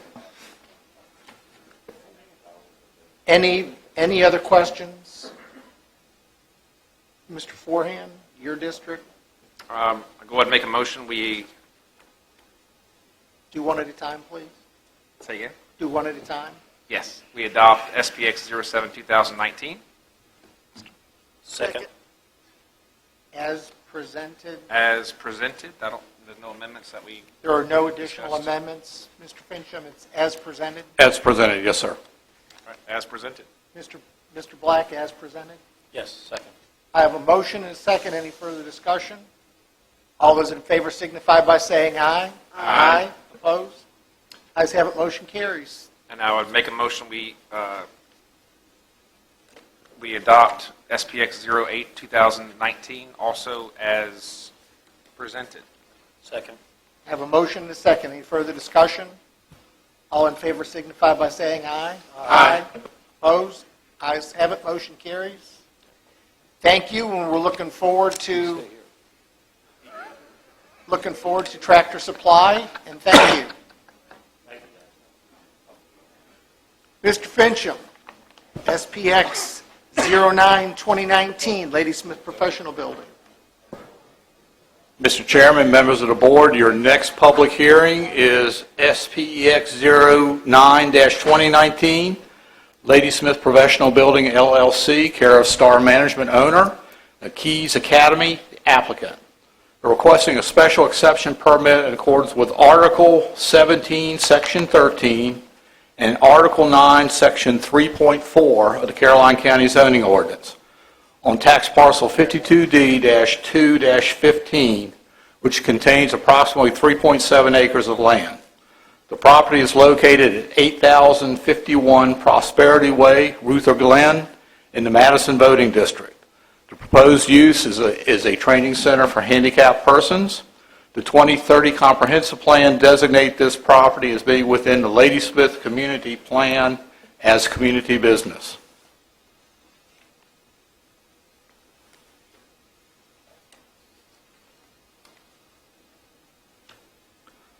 As previously stated, the applicant is requesting a special exception permit for a training center for handicapped persons in what is the Ladysmith Professional Building, located in Star Management's property in the Ladysmith Business Park.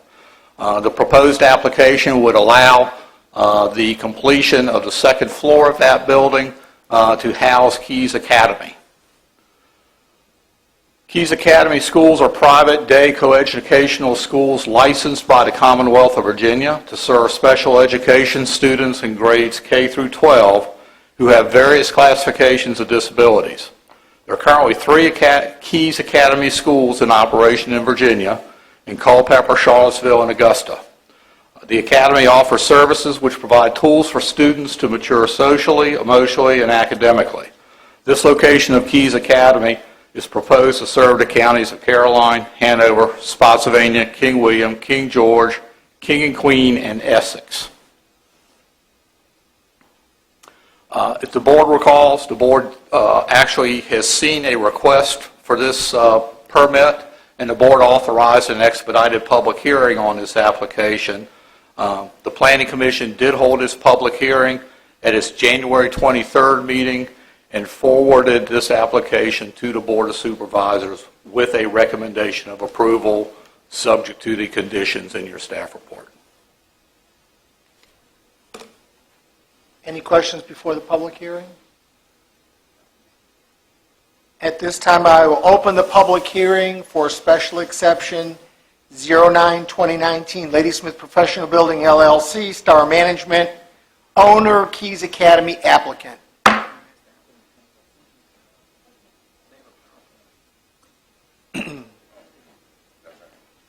That is the applicant, I take it. Good evening. Hi, I'm Robin Puryear with Keys Academy. Thank you for allowing us to be here this evening, and I know y'all have had a long evening, so we'll keep this short.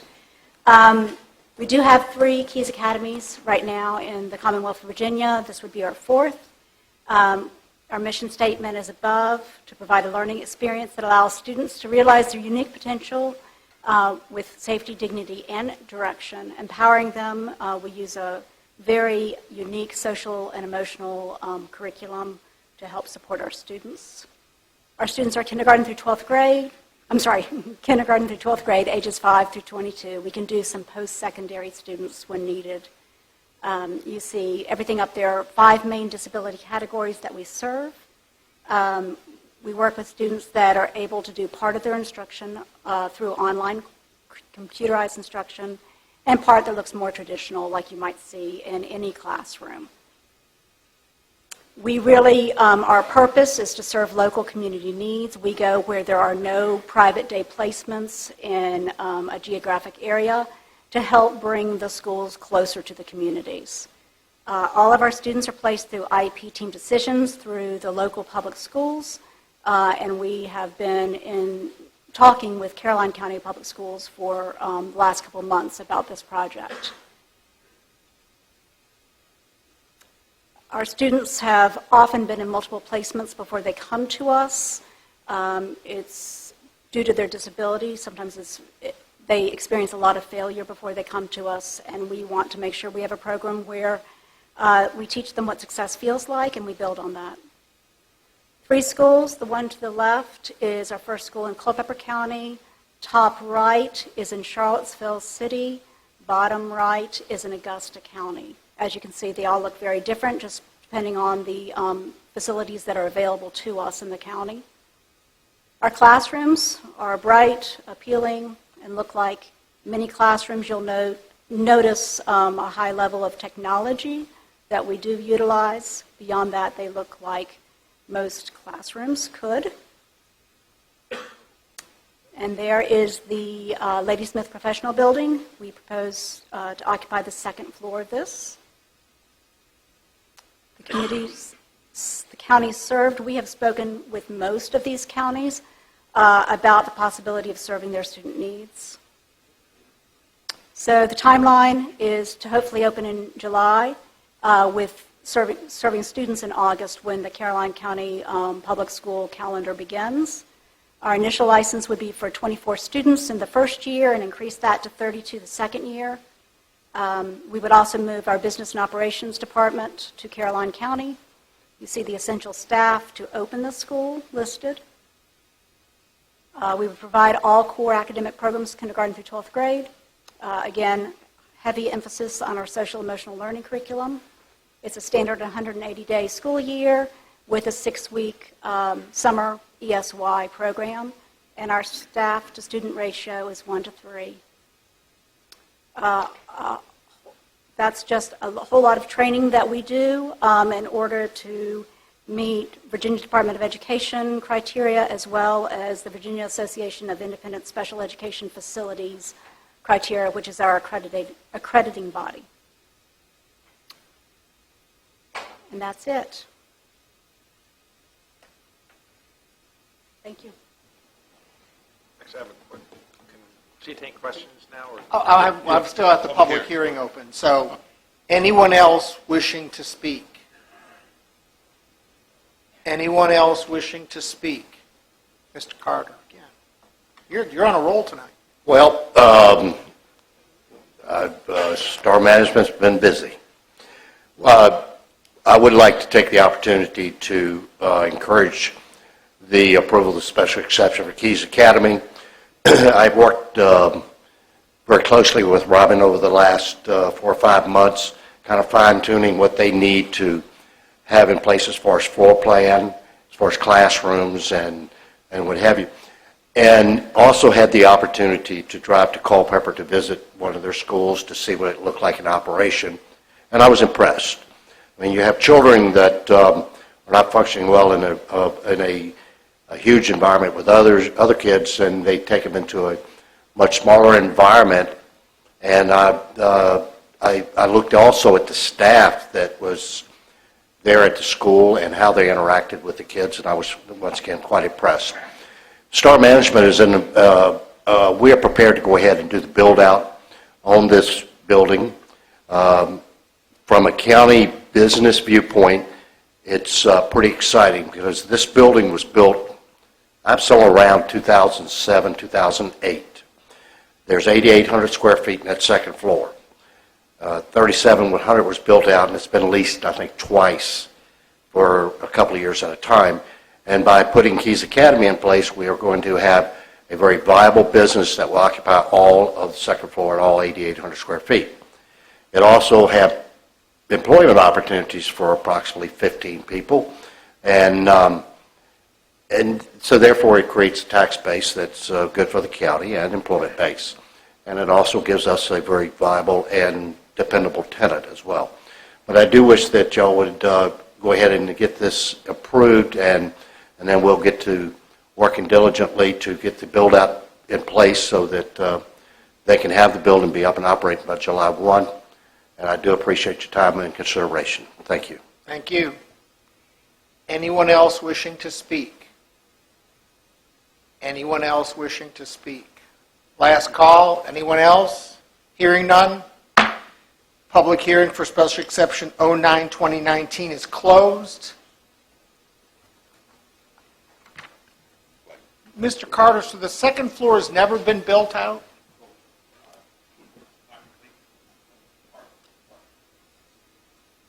There was 8,800 square feet of total space. Right. When it was, I think originally built, it was 3,700 of it was built in really nice.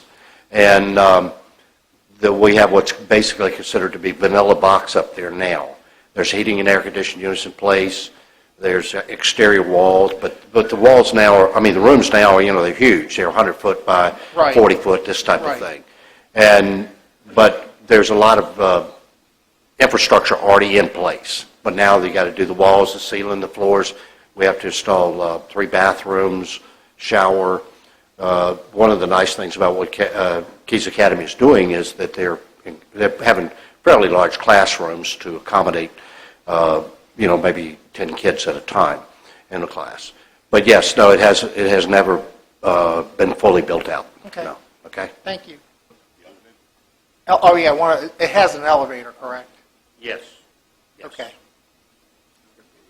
Other questions, Mrs. Long? Yes, Mr. Fincher, I wasn't clear, loading and unloading. It says there was a space for loading and unloading. However, looking at the picture, it looks like that's just the front entrance there, and there are 2 handicap spots on each side, so how are you fitting a school bus? The indication was, and we actually prepared a map which showed the proposed loading and unloading area. It's on the north side of the building. Is there a door there? It's This picture's so big, it's really easy to see. yeah, it's basically to the top of the picture. Look, there's a faint area which says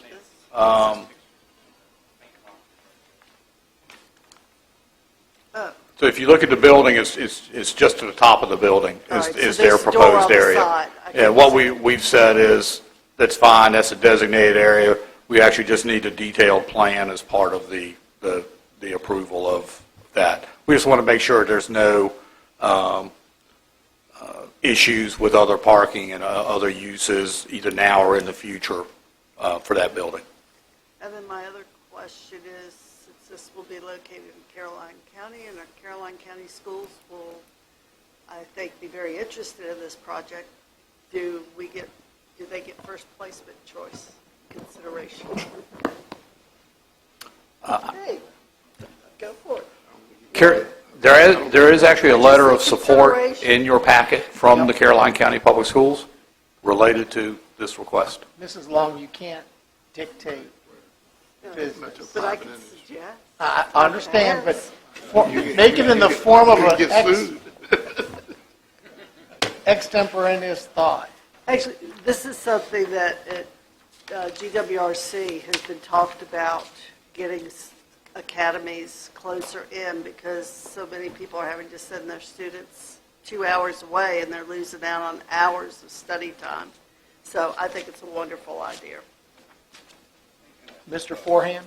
Mr. Fincham, the dialogue surrounding the drop-off concerns. Yes, sir. Isn't in our packet, but can you give us some insight as to why we even are even addressing that in our packet versus the landlord kind of dictating that? Special exception. Parking is regulated through the county zoning ordinance, as is loading and unloading. There's actually a chapter in our zoning ordinance that speaks to that. Because of, excuse me, typical office building use, you expect, for example, doctor's offices, professional offices, traffic coming and going. There's a little bit of a difference here with the school involvement related to, some limited number of buses coming in. So it's a little different loading and unloading than we typically deal with. So that's why we dealt with that in the conditions. All right, fair enough. And this might be more for the applicant. I guess I was just surprised that there's no outdoor, it's not a daycare, I know that, but there's no recreational facilities outside or inside. Maybe there are in the plans, we don't have that. If you look if you're facing the building, you look to the right side, there's a small parking lot that goes all the way down each side of the building. The left side is commuter parking. The right side, we're actually going to fence off, and that's going to be a basketball court, blacktop area. That's currently designated as your drop-off area. In front of that. So we're not going to be Okay. pulling all the way down there and turning Oh, I around. see. It's actually too narrow. It would congest things. Okay. So right in front of that, there's parking right here on this side, there's parking in the front of the building, there's parking in the middle. So it would just be a little loop that goes down the far right-hand side of the parking lot, drops off right in front of what we fence off as the basketball court, and then could either go in the front door or right down the sidewalk through the back entrance. Okay, perfect.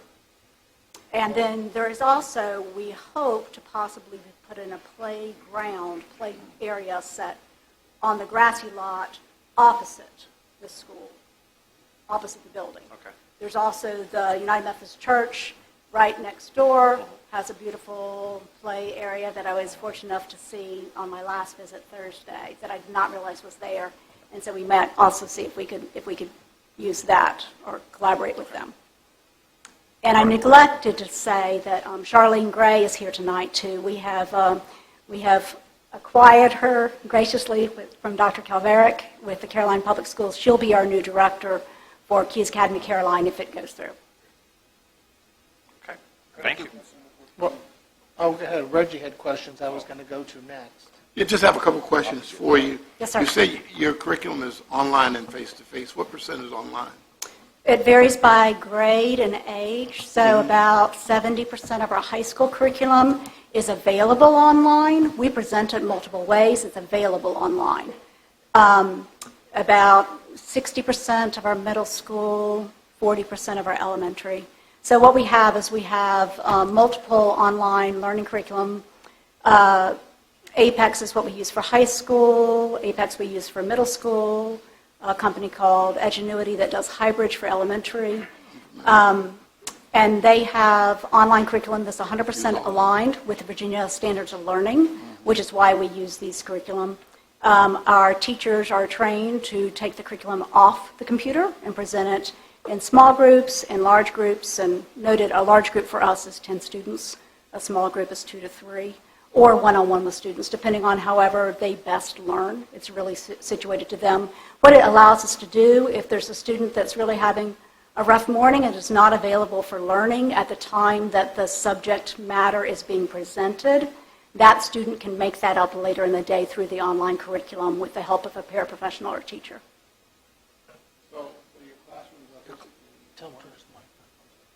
Classrooms are basically 1 to 10, is that correct then? Staff to student ratio is 1 to 3. We have 1 teacher and 2 paraprofessionals in each classroom of 10 students, up to 10 students. And you mentioned you use Apex, Edgenuity, and any other curriculum, online curriculum? that you Lexia use? Learning is also a reading curriculum we use online with the elementary and middle school. We use Reflex Math as a math fluency support. We use Wilson Reading Systems, which Caroline County Schools also utilizes and that's a person-to-person reading support. Study Island is a really nice SOL prep, SOL review for 3rd grades through 8th grade. So a variety, but our core curriculums are the Apex and the Edgenuity. Okay. You say you're operating 3 other academies at this point. Yes, sir. Can you talk about a little bit about success rates, whether it's returning to the school district, because that's a success? Sure. We Increasing actually grade have level, so- we have a really a very good success rate of returning students to the public schools, as well as if we get the students later on in high school, graduating them with standard diplomas. Standard diplomas are our norm, not our exception. So we're able to get many students, and often they come to us as sophomores with no credits and no SOLs. We're able to get them caught up and graduated on time or early. So how many modified diplomas would you say are part of your program, on average? Just Out average. of the past Out of 9 years, we've given 4 modified, standard, modified diplomas. All the others have been standard. Okay, And thank we've you. had 25 students that have gotten diplomas. We've had 1 GED. Okay, thank you. Quick question. Mr. Thomas. Just one quick question, and, Yes, sir. and maybe it's more for Mr. Carter, because you're going to talk about the school and the concepts, which I don't know, Reggie knows, but I know a little bit about architecture and buildings. So Okay. maybe, Mr. Carter, what's on the first floor? Mary Washington Medical Group, right?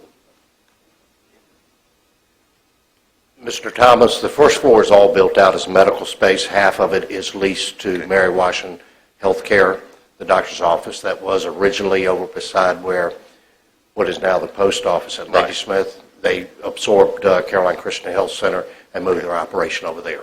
How do you intend to segregate the 2 uses? You don't really want them mixed going in the same front door and things like that. How do you plan to segregate? Actually, the lobby is set up so that when you walk in, there is a doorways that separate Mary Washington's operation. Now, the elevator is right there, the stairwell is right there. I don't necessarily see an issue with that. Mary Washington is aware of this school wanting to be there. So I don't necessarily see an issue, and certainly if there does become one, then we would address it. But I don't think we'll have much of an issue. And once they are upstairs, you know, the staff has got the children under their watch all the time.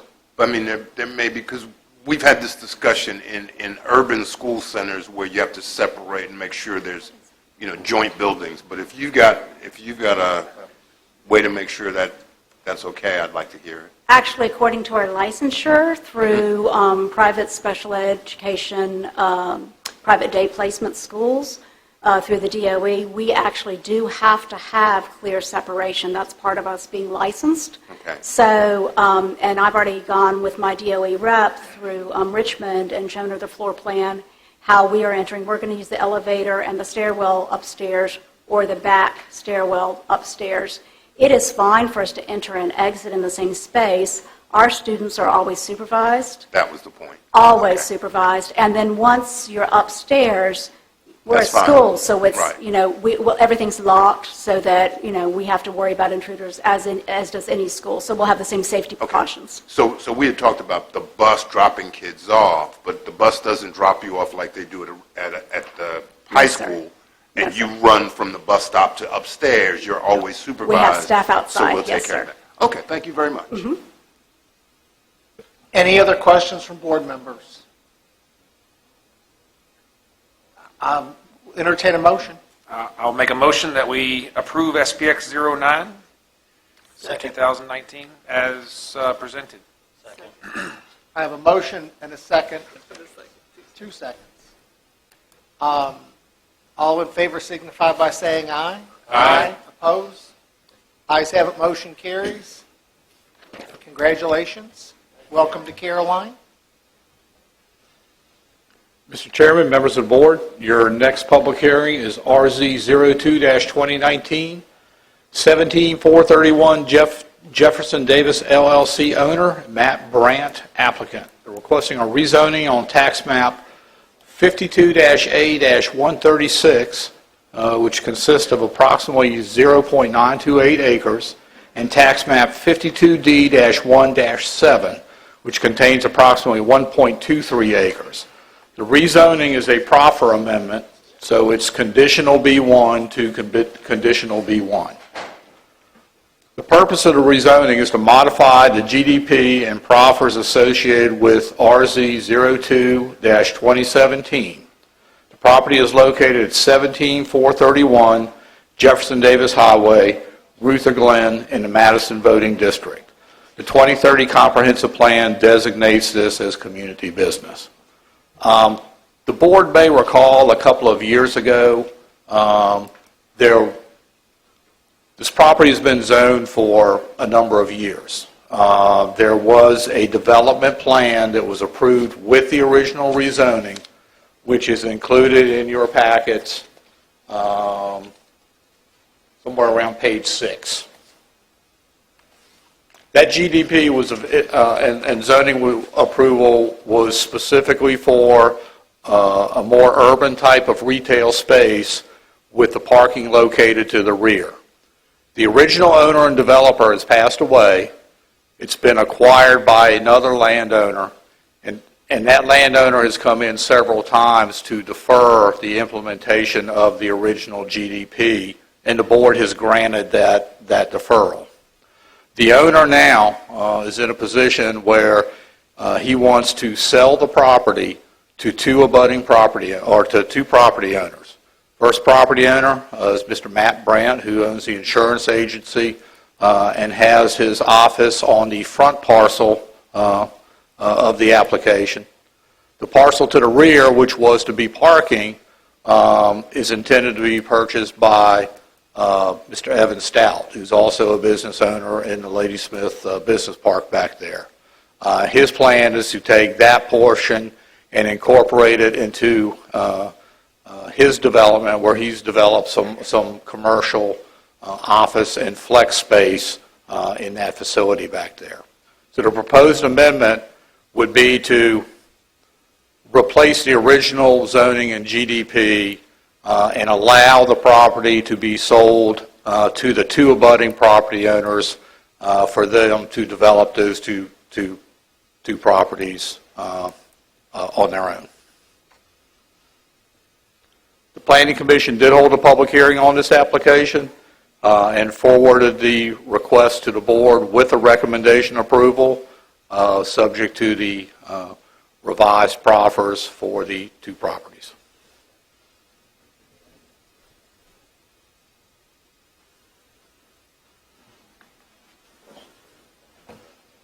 Sure. Mr. Tom, any questions from board members? I mean, I don't know if anybody, Mr. Thomas was sort of in my ear. I want to make sure I didn't miss him. At this time, I will open the public hearing on RZ 02-2019 on 17431 Jefferson Davis Highway. LLC owner, Matt Brandt, applicant. Public hearing is now open. Mr. Brandt. Good evening, members of the board. I'm Matt Brandt. I reside in Mr. Forehand's district. I'm not going to repeat much was already said about the proposal. Along with me today is Mr. Evan Stout and Gary Watts, who are interested parties in the proposal. In addition to what Mr. Fincham has already mentioned, I'll just also mention that the plan also calls for the removal of 2 gravel driveways on US 1 and replace it with 1 VDOT-approved commercial entrance, which should certainly help with traffic flow and have a more a better entrance for those 2 buildings. So the new entrance will service the 2 locations that are there. As I said, the 2 gravel driveways will be removed. And myself, Mr. Stout, and Mr. Watts are available for questions if needed. Thank you. Anyone else wishing to speak? Anyone else wishing to speak? Anyone else? Hearing none? The public hearing is now closed. Board members? Mr. Forehand? Let's have a question, Mr. Fincham. Yes, sir. Looking at the access, and I'm really looking forward to the access to the backside of that. Would this be a VDOT-approved road, or is this simply for access to the back building that happens to access a VDOT road? Or It can be a VDOT road in the future if the road is extended all the way through. okay, At a minimum, it will be a common commercial driveway entrance for the 2 properties currently fronting on Route 1, with the property in the rear to utilize the existing cul-de-sac next to Mr. Stout's other facilities. It's kind of a double-edged sword.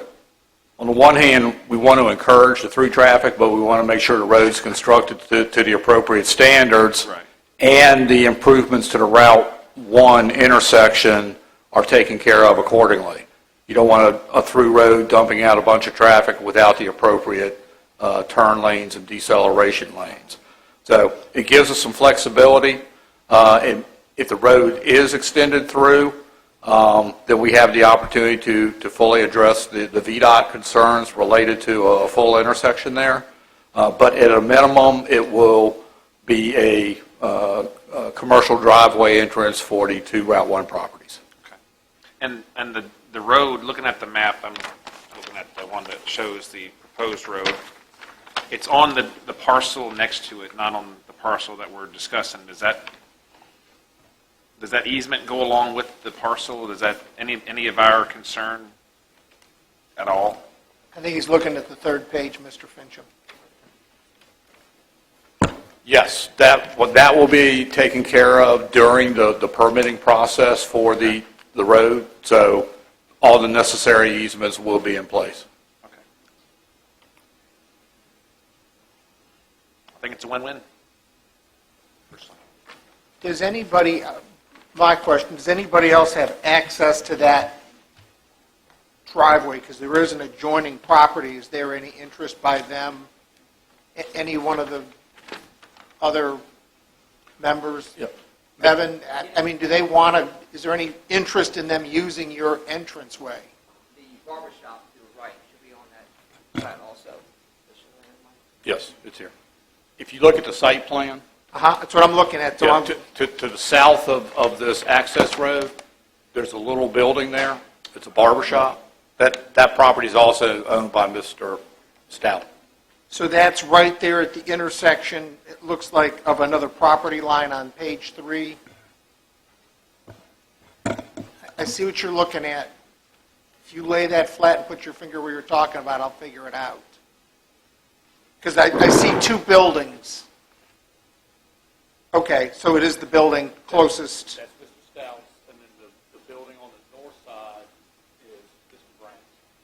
Okay. So, and both of those would use this access road. So it actually would service 3 businesses at that point. 3 structures. 3. because there might It can go to the rear as well, okay? Right. And eventually that interconnection can be made with the cul-de-sac, subject to meeting all the VDOT, the design standards for a through road. Okay.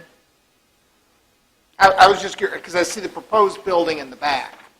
Yes. And I was just looking at the front I know Matt Brandt is over to the left.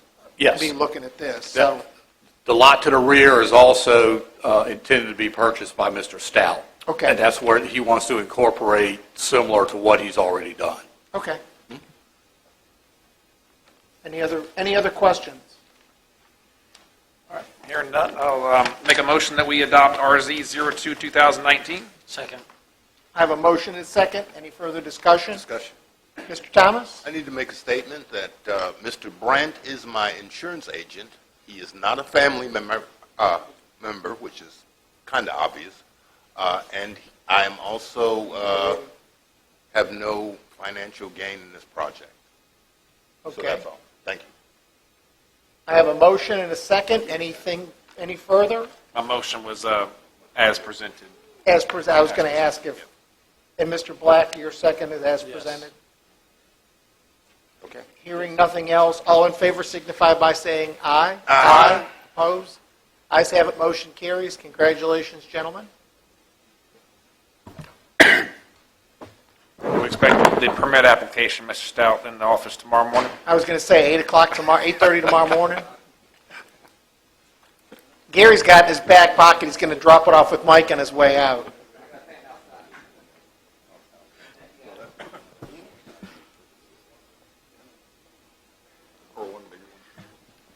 Mr. Fincham.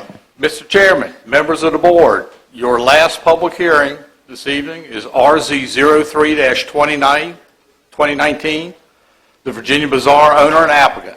They are requesting a rezoning from B1 business, no specified density, with proffers, to M1 industrial, no specified density, on tax map 53-A-64B, containing approximately 97.25 acres. The property is located at 18,188, 18,190, and 18,191 Bazaar Avenue, Ruther Glen, in the Mattaponi Voting District. The proposed use is industrial. The 2030 Comprehensive Plan designates this property as being within the Ladysmith Community Plan and designated as regional business.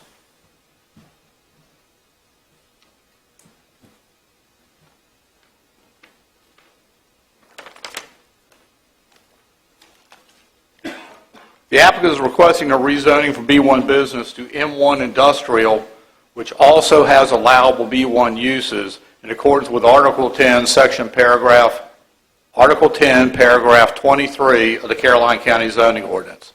A recently adopted text amendment to the zoning ordinance allows for B1 uses in the M1 zoning district when designated on a generalized development plan approved with a rezoning. The property was rezoned business in 1999, and the Virginia Bazaar, as we all are aware, is located on that property.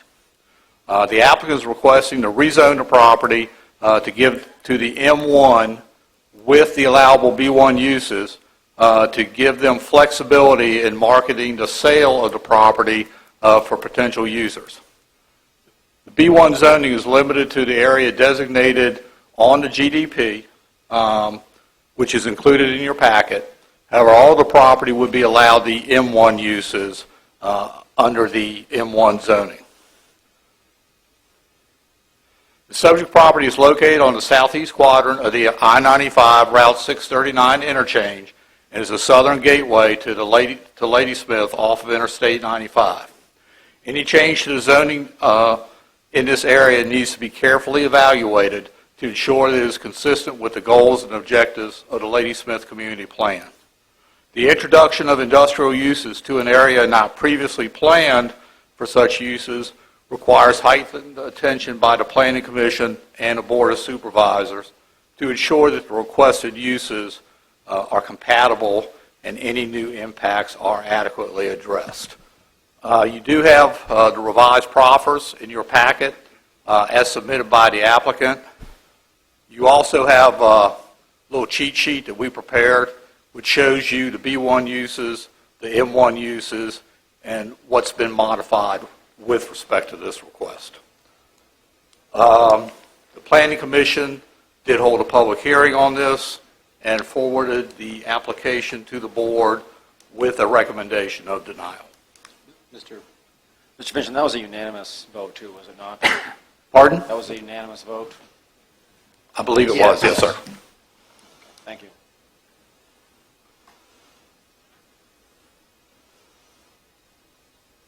At this time, I am going to open the public hearing. I'm opening the public hearing for RZ 03-2019 Virginia Bazaar owner applicant. Public hearing is now open.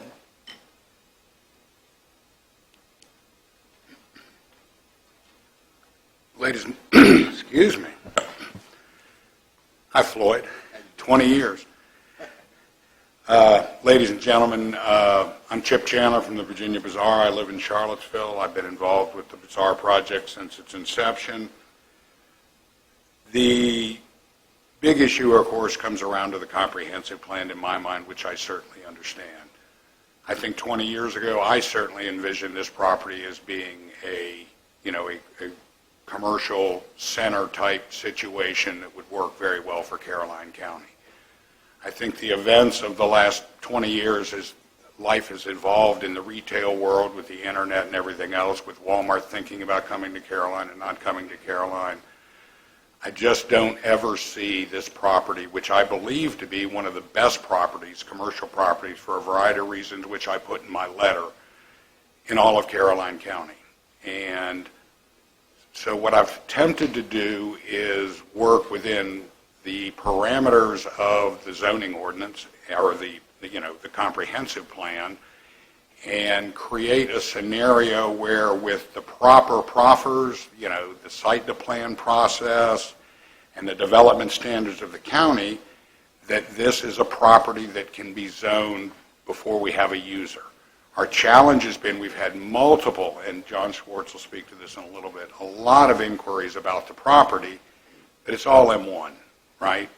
And where that's left us is most potential users are not willing to go through the extended process of rezoning and the uncertainty of rezoning.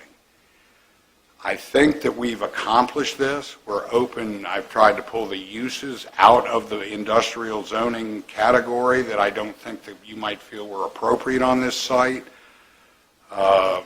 Certainly open to any discussion of any concerns the board has about any of the potential uses that would be allowed by right. The property already has a road built to state standards with a state-approved entrance that was designed for a significant amount of traffic, and the proffers require that we provide the right-of-way and any on-site improvements needed when the TIA would take place, the traffic impact analysis would take place in the site plan process. With that said, I'll let John speak to you a little bit about what he's seen in the demand world, but I'm certainly available to answer any of your questions and discuss any of your concerns. Thank you.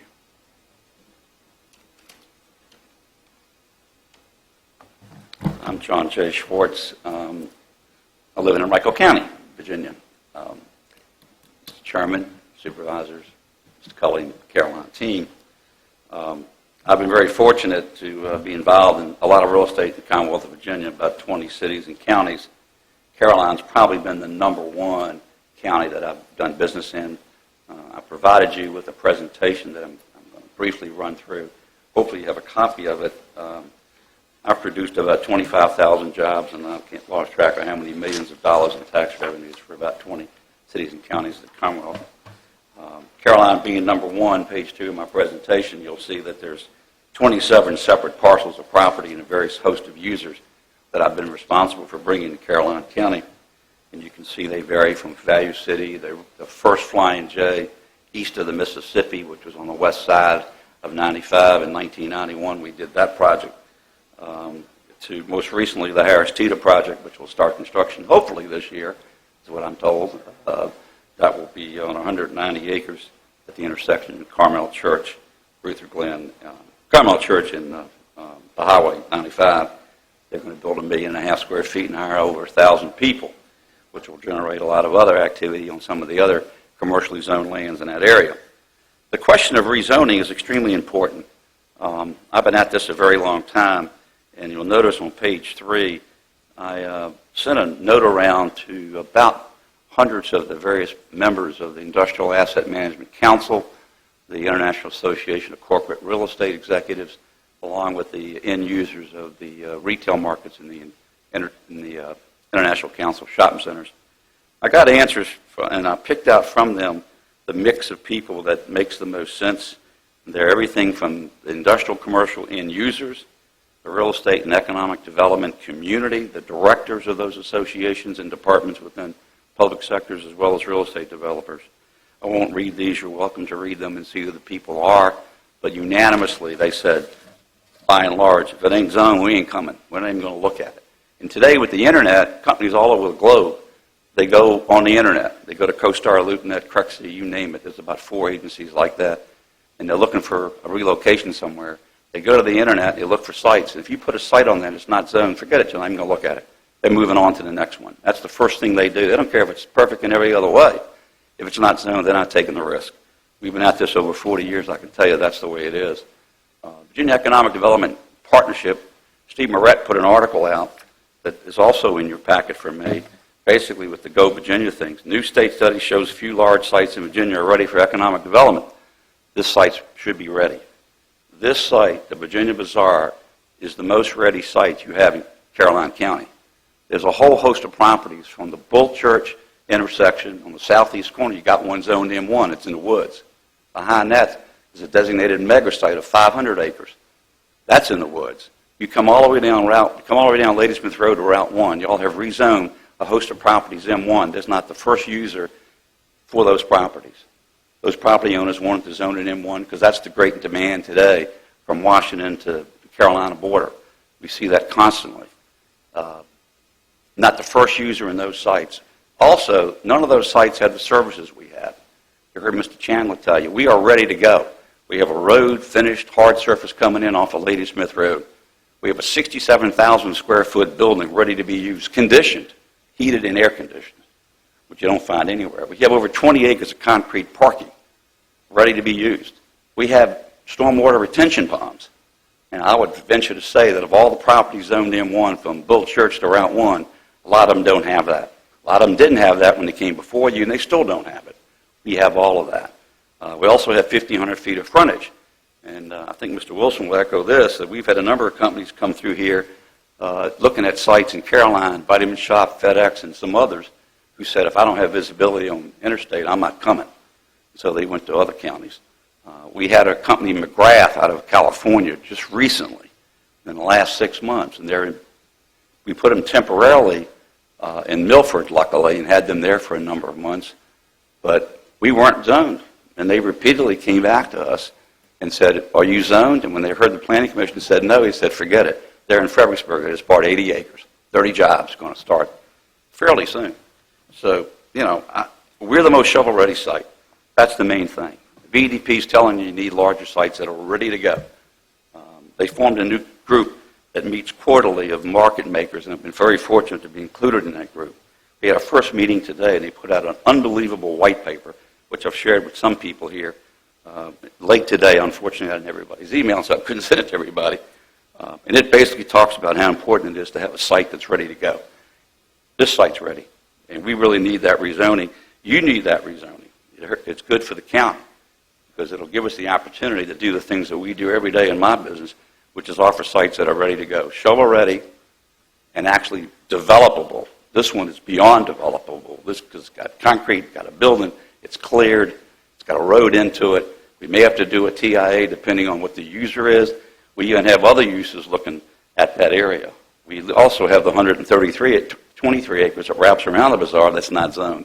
That one will come up another day. But that one should be designated also in the marketplace for some change. What that should be, I don't know. We're not here to talk about that tonight.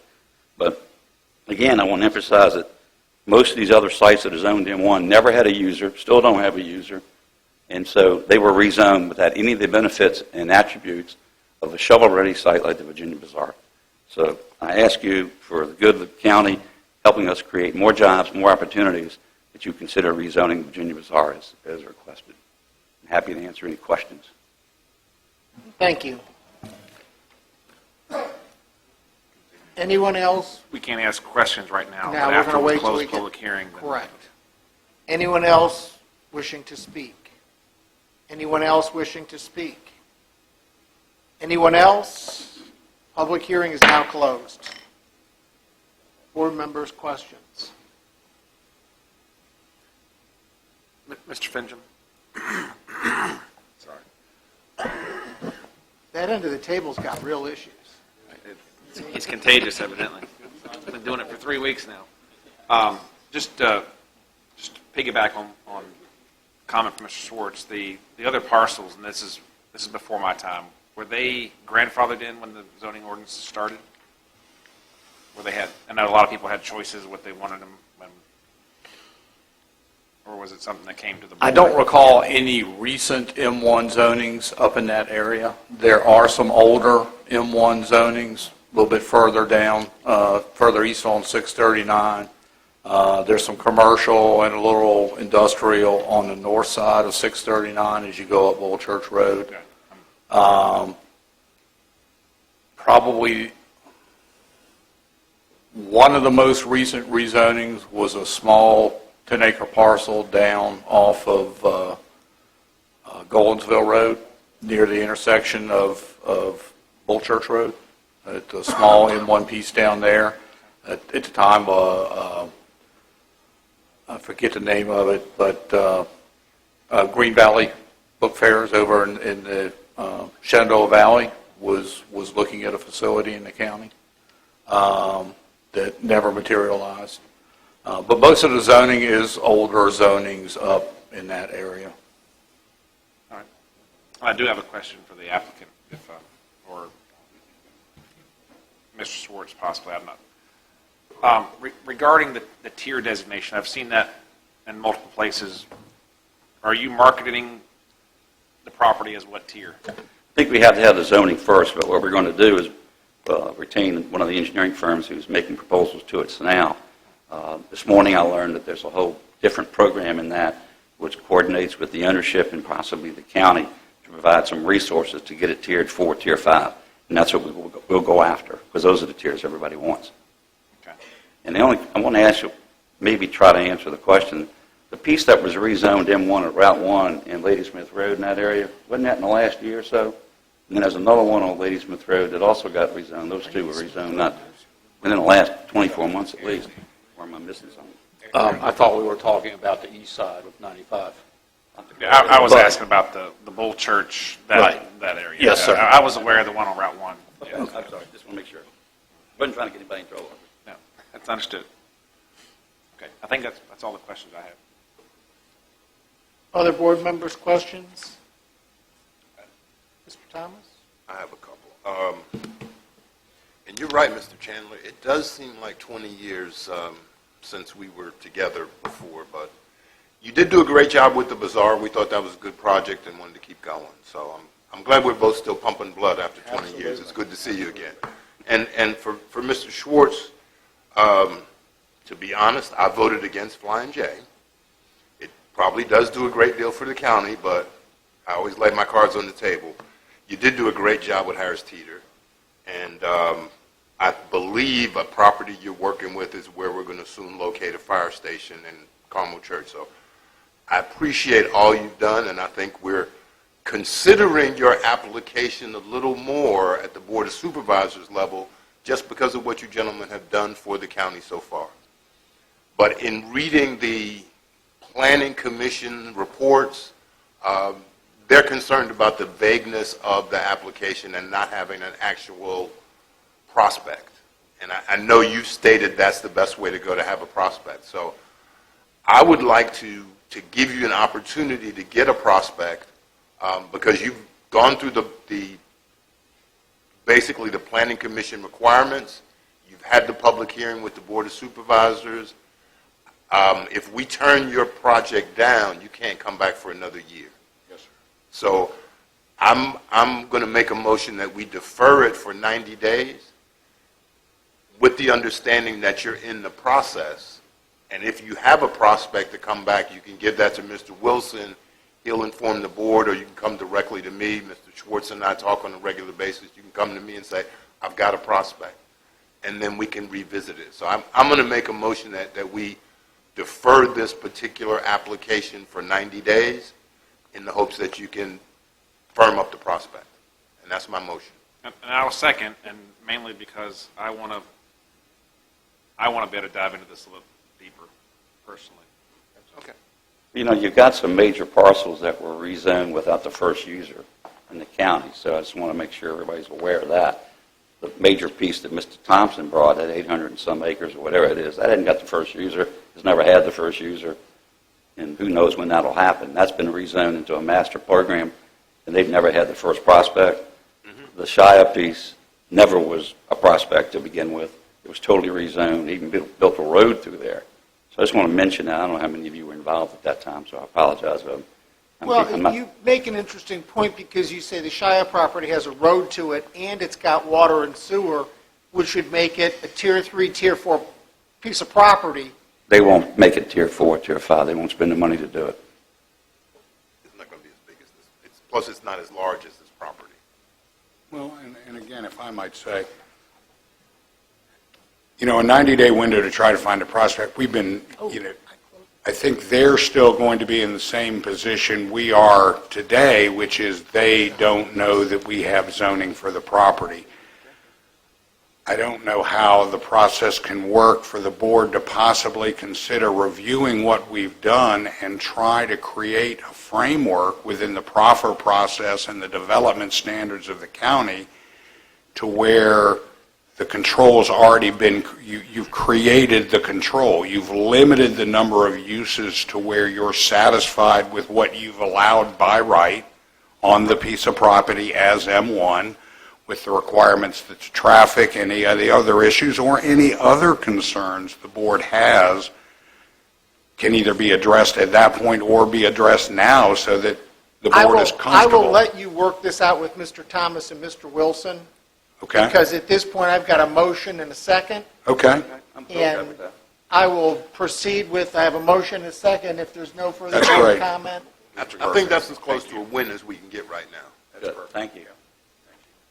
All in favor of the defer for 90 days signify by saying aye. Aye. Opposed? Ayes have it, motion carries.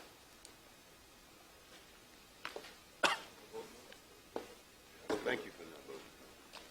Well, we need to find a good.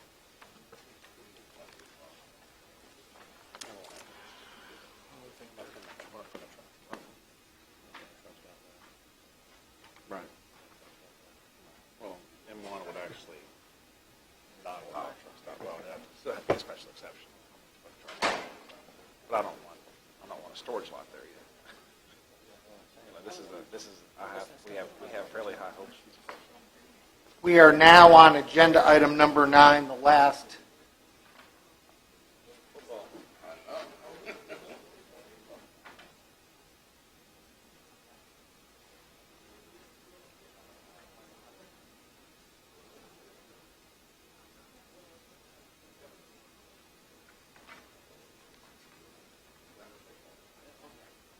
All right, I don't know how we're going to proceed with this. Mr. Chair, can we have a break? No, we're going to roll on because Okay. this is the last thing and we're done for the evening. Getting everybody back up here will be impossible.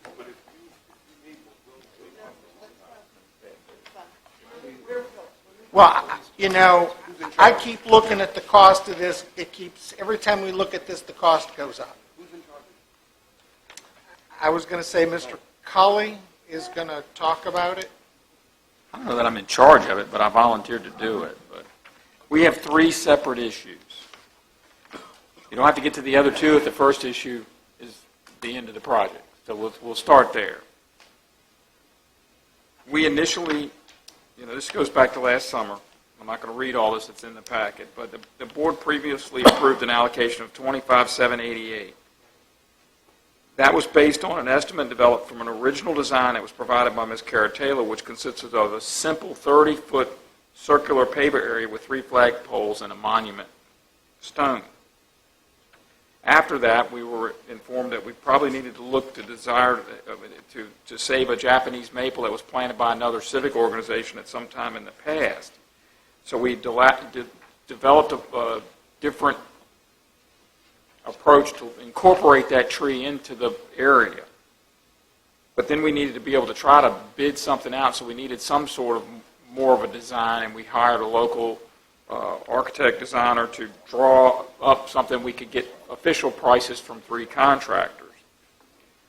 So that does have 3 raised flower beds and plantings and some benches and Americans with Disabilities Act compliant entrance. After we got prices on that, then that escalated to $51,200. So we've got pictures of that design. We could go back to the original design submitted by Caratela, with the benches and the ADA compliant entrances added in. That's still going to be around $34,150, which is over the $25,000 that we originally thought. But those are prices we've actually gotten from contractors. But if you move to option 2, then we're going to need additional $25,412 for the project, and that's on moving now. If we study this another 2 or 3 months, the prices we have will be gone, and we'll have to rebid it again. And so I don't expect them to go down in the summer. Everybody's busy with like pulling teeth to get prices as it was for this. We have. Does anybody remember how much that was? $8,700. So we do own a rock, big stone. Has not been engraved yet.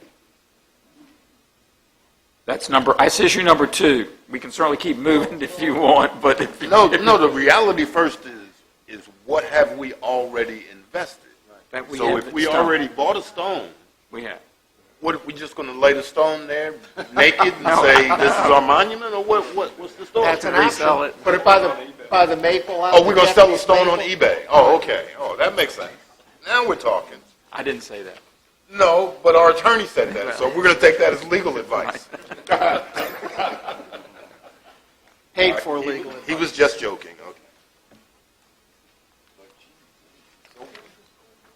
And so the second thing, if you're going to do it with the stone and the design, you had originally picked out some wording, but after purchasing this stone as sort of a triangle, we recommend changing some words around, and then you need to decide if you're going to put the generic symbols on there or not, or maybe put symbols in bricks down on the front. What becomes a problem is you can't go back and engrave part of it and then engrave more later. It's not going to work. So if you turn further over in your packet, you'll see we have honoring our brave first responders with some symbols. We got honoring our first brave responders, past, present, future, Caroline County, with no symbols, so you see what that's like. Then we have that same wording with, instead of our, with thee. And then you move over to what I like is honoring our brave public safety first responders, past, present, future, Caroline County. That's number 5, with a generic sheriff symbol, a fire rescue symbol, and an emergency medical symbol, and a generic call taker symbol. What is that symbol? The call taker, dispatch. Oh, it's dispatch. just generic for dispatch.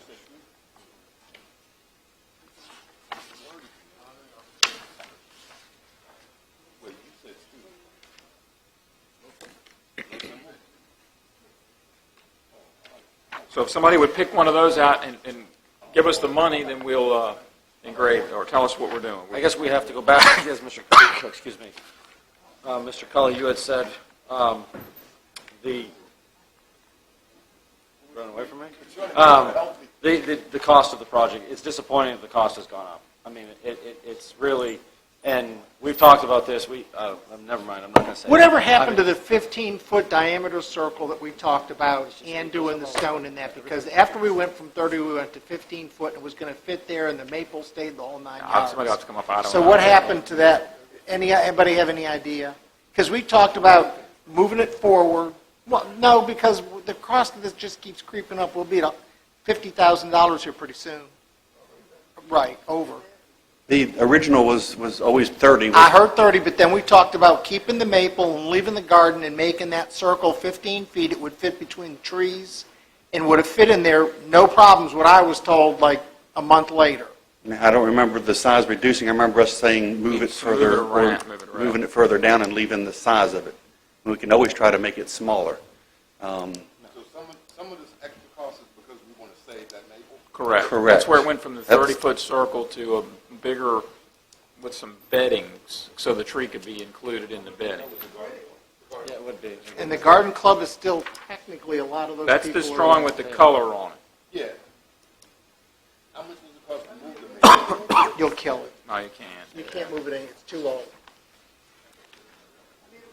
I like that. Yes. I mean, Okay. Come on, Jeff. I'm okay with, I don't like the fact that the price has gone up. I really don't. So either we have to go back to the drawing board if we're not happy with the price, or we move forward. This thing has been gone from it's been a political football. It's been, it was a lady who stepped up that really wanted to do something for our first responders because we have nothing in the county. Here we are over, I believe, a year later, right? We're 18 months later from when this first came to us, and it's highly disappointing that we have to look at a much more expensive design.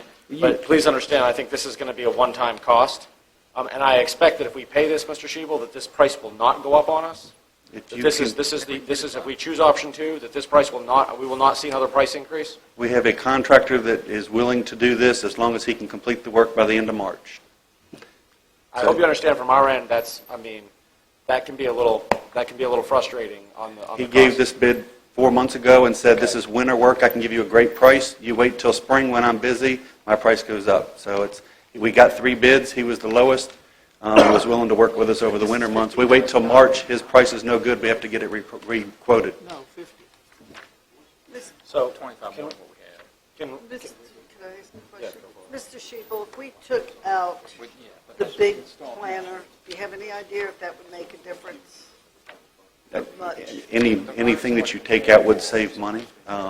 It was originally a 30-foot circle, we were asked to move it. Then we wanted to save a tree and have it redesigned. Right, so we keep the planner around the tree, Right. the planner around the front, maybe take out that great big one. I don't know, but I just don't know what that would save us. I think we need to do it, one way or the other, gentlemen. I'm going to go ahead and make the motion for the first Well, part. let me make sure nobody else has got any other comments because we're not done. Mr. Forehand hasn't had a chance yet either. And neither is Mr. Underwood. So, Mr. Forehand? I've priced Technoblock before. It's a great product. It's an expensive product. And I know people that have put 20 grand into their backyard, and they're all tricked out with landscaping, built-in grills and stuff like that. It didn't cost $50,000, and it's probably going to look as nice as this. But they're using poured concrete, stamped concrete, things like that. And I don't know. This is the most expensive way to do what we're doing. And we've It's also really- got to it's do really maintenance nice. on this, which is my real concern. If this isn't going to be cheap to keep. I just can't see dumping 25. I can't see, in my own mind, putting $50,000 into this. I can see 25. I can justify that in my head. I can see 30, but I can't get my arms around 50. What's that? Well, I got an $8,000 rock. What am I doing with $8,000 rock? Do I just carve the rock and throw it up there?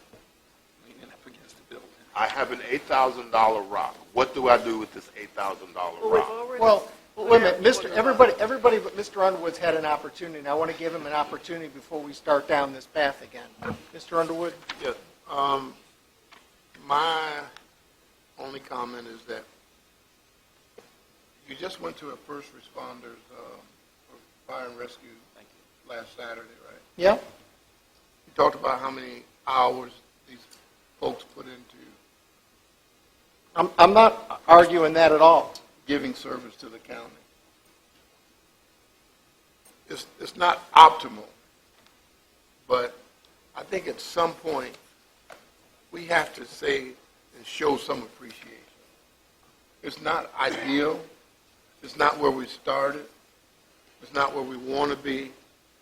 But certainly it shows our commitment and our appreciation for what they've given the county over the years. And we're going to have additional folks as they get older, our captains and those folks who started our 50-year veterans. They deserve to have a monument or some kind of tribute to the number of hours they've been away from their families.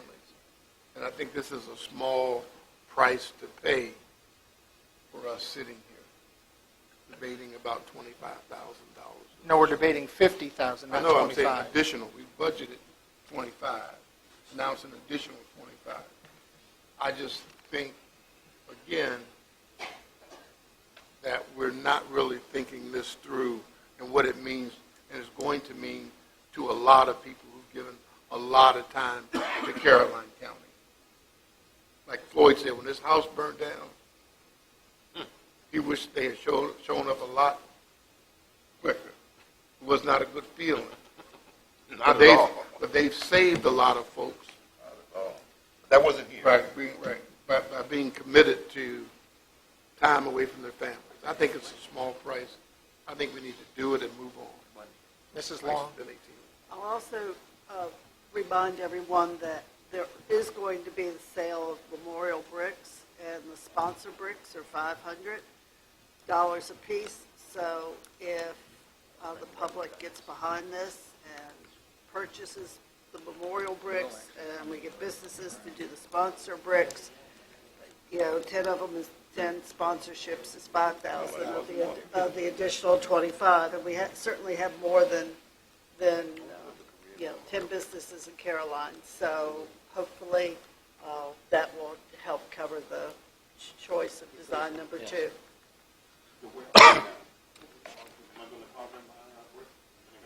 Turn your mic on, Mr. Thomas. Am I going to carve my stone in now?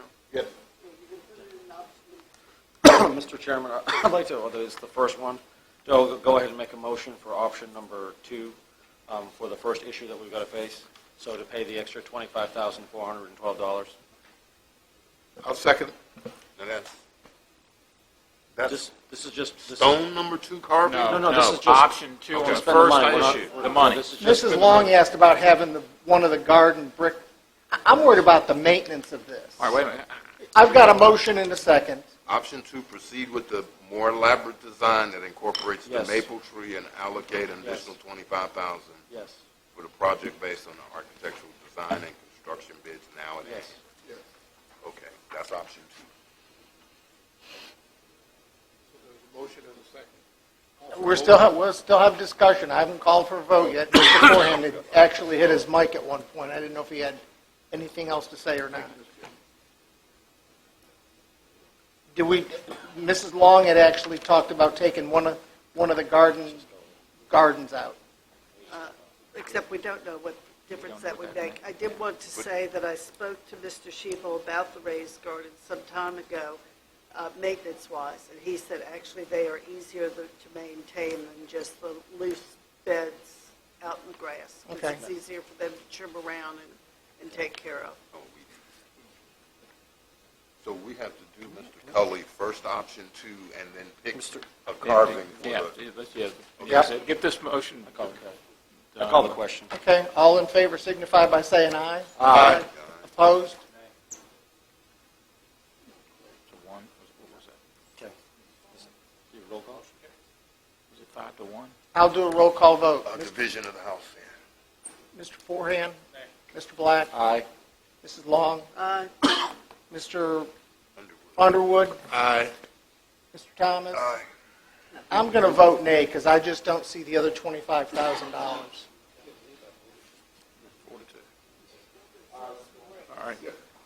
All right, the next thing we need to consider is how do you want it engraved? Which we have a picture. You can come up with your own if you want, but we try to present as many different options of way things, because this is the stone. So this is the way the stone looks. So it only fits a certain way.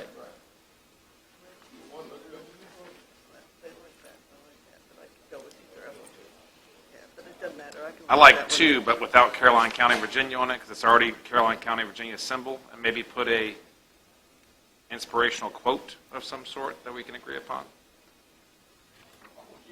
You're never, I mean, we've got to decide this tonight because this has got to be done by It shows by up March. better, though, putting it down there. We got next March. We got all winter. Oh, what winter? Next winter? Yeah, next Hold us to winter. a price next winter.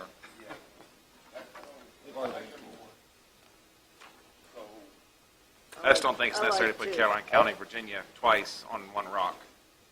It's in the county, it's got the county seal, and we got the name in case you're really slow and you don't realize where it is and where the rock, what the rock's for. Well, you could go with one and take out Caroline County and leave it simple. So, we're looking at number 2 without Caroline County, Virginia? No, they like one. Option number 1. You could take out Caroline County and then everybody would be happy. Take out Caroline County and slip the symbols up a little bit. Does that make everybody happy? I'm trying to be a diplomat here. That's the way I like it. The win-win. Okay. There's always a win. All right. Does that make you happy, Clay?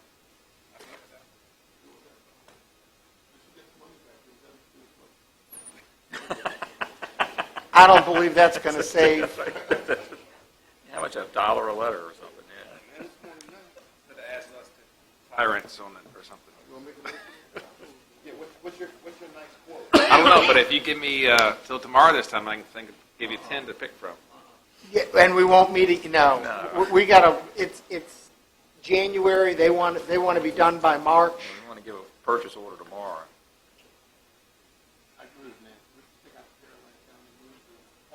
Just a question, Mr. Schiebel, you had said that those symbols cannot, so in other words, if you just went with Caroline, or the number 2, you couldn't go and engrave symbols down the road? You'd have to have somebody come back in.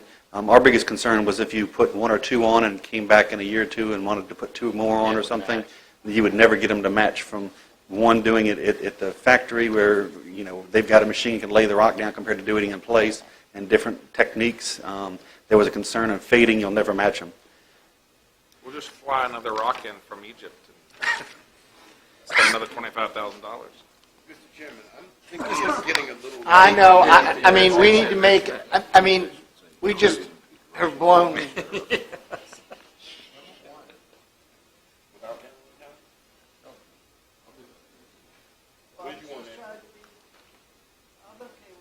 turn your mic on, I can't. You okay with one?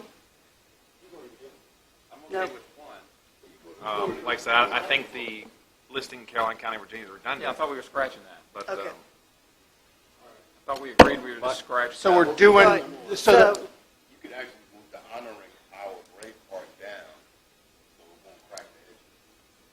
Right. And move the symbols up. So that's just a design. Take it Yeah, we can push I that. move that we select number 1 with the modifications of taking out the second Caroline County, Virginia, and repositioning a little bit as they see fit. I have a motion. I have a second. Any further discussion? All in favor signify by saying aye. Aye. Opposed? Motion carries. Mr. Chair, I would move that on the guidelines for the monument that we go with option number 2. Anybody else? I haven't handed these out yet because we haven't gotten to it. We revised option 2 today, and option 1, because we found a little bit of, sorry. What's the difference? Can you just tell us the difference rather than? All right, well, if you flip over to the back side, B shall have departed the organization in good standing as confirmed by appropriate representative of the respective organization. We got rid of confirmed by appropriate representative of the respective organization out of He's on option 1, back of the page. I'm on option 2. Option 2. Option 2, I I'm thought that's sorry. which one she's wanted, but option 1's the same way. We took that, They took out one sentence. in 2 places. In 3, under criteria, B, 3B shall have departed the organization in good standing, comma, as confirmed by appropriate representative of respective organization. After the comma, put a period. We scratched as confirmed by appropriate representative of the respective organization. And under approval A, all engraving shall meet the criteria outlined above as confirmed by appropriate representative of the respective organization. We scratched as confirmed by the appropriate representative of the respective organization once again. Those are the 2 places, correct, I got copies, I just hadn't gotten to them yet, because y'all were still stuck in all the other options. Didn't want to muddy the water, I'll just pass them down. I'm going to give these to Nancy. So theoretically, my uncle was a police lieutenant in New York. I could have a paper for him? No. Because he's not a local Caroline Local, County thing. We got enough? Yeah, we got enough. Only Caroline County first responders, based on, and you added animal control as a first responder, could be eligible for a brick. Correct. Or paver. Yeah, monument area dedicated to acknowledgement of the service of Caroline County's volunteer and career firefighters, emergency medical and services personnel, former sheriff's office, animal control officers, E911 dispatch process, also referred as first responders.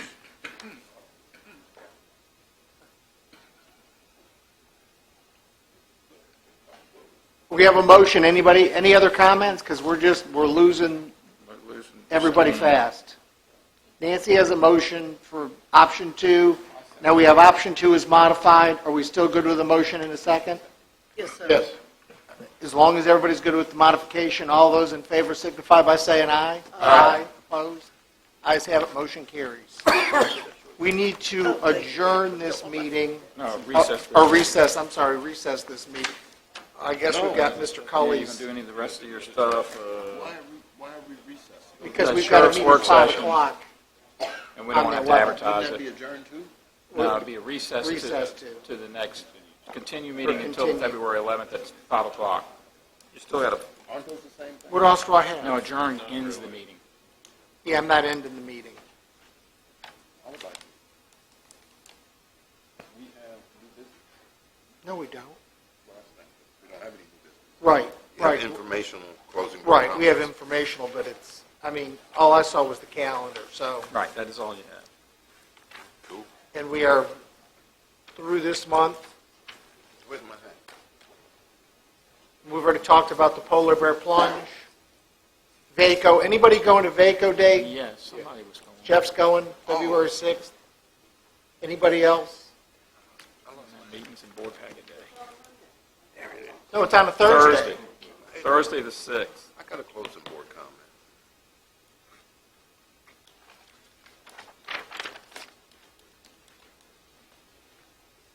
Anything else? Mr. Forehand, closing board comment? There is a, Mr. Kelly, you were at the health meeting tomorrow? Yes. I don't recall the specifics of it. I knew I couldn't go, but if anybody is interested in going to that, Yeah, we met with the health director and the folks that are carrying that out. So it's a community health assessment, and they kind of build a team of folks up to do this complete study to kind of give you, and they've done it in other localities, so we're just in line to have this done for us. some sort of meetings tomorrow. Kickoff meeting. I think. That's all I have. Mr. Black? Mr. Cully, can you, or someone find that 3 years ago when we talked about the pay increase for the school teachers, can you find that information where they said it was going to cost about $600,000 a year for 3 years? I would appreciate it. Thank you. Mrs. Long? No comments, sir. Mr. Underwood? Mr. Thomas? I do have one. Mr. Parton informed me that we were trying to have a parking ordinance added through the General Assembly, and Mr. Parton informed me that he was in touch with Delegate Fowler. Delegate Fowler did not return my call as of yet, and that Delegate Fowler would not be putting that through. So I think we're still working with Mr. James. If you could have Mr. James follow up with Mr. Fowler, I would appreciate that. And I will forward Mr. Parton's response to the rest of the board so they can see what was stated by our delegate. That's all. Thank you. We also had contact with Margaret Ranson's office about that as well, because we contacted not only, we contacted our whole delegation. She said no? Well, no, they just asked was anybody putting it in, and I said I wasn't sure, I hadn't heard from anybody, but then when we called them and said no, we never really heard back. So. Okay, well, we need to try, it was only a request for permission, as we are a Dillon Rule state, and we all understand that we can't do anything without their permission. Whether we did it or not, we just needed permission to say we were going to look at it. There were some other questions, but I just thought it would be in the board's interest to figure out what happened. I have no closing board comments. Can I have a motion to recess until 5 o'clock on February 11th in the EOC? So moved. Second.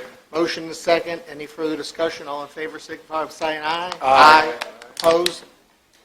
We are now recessed until the 11th.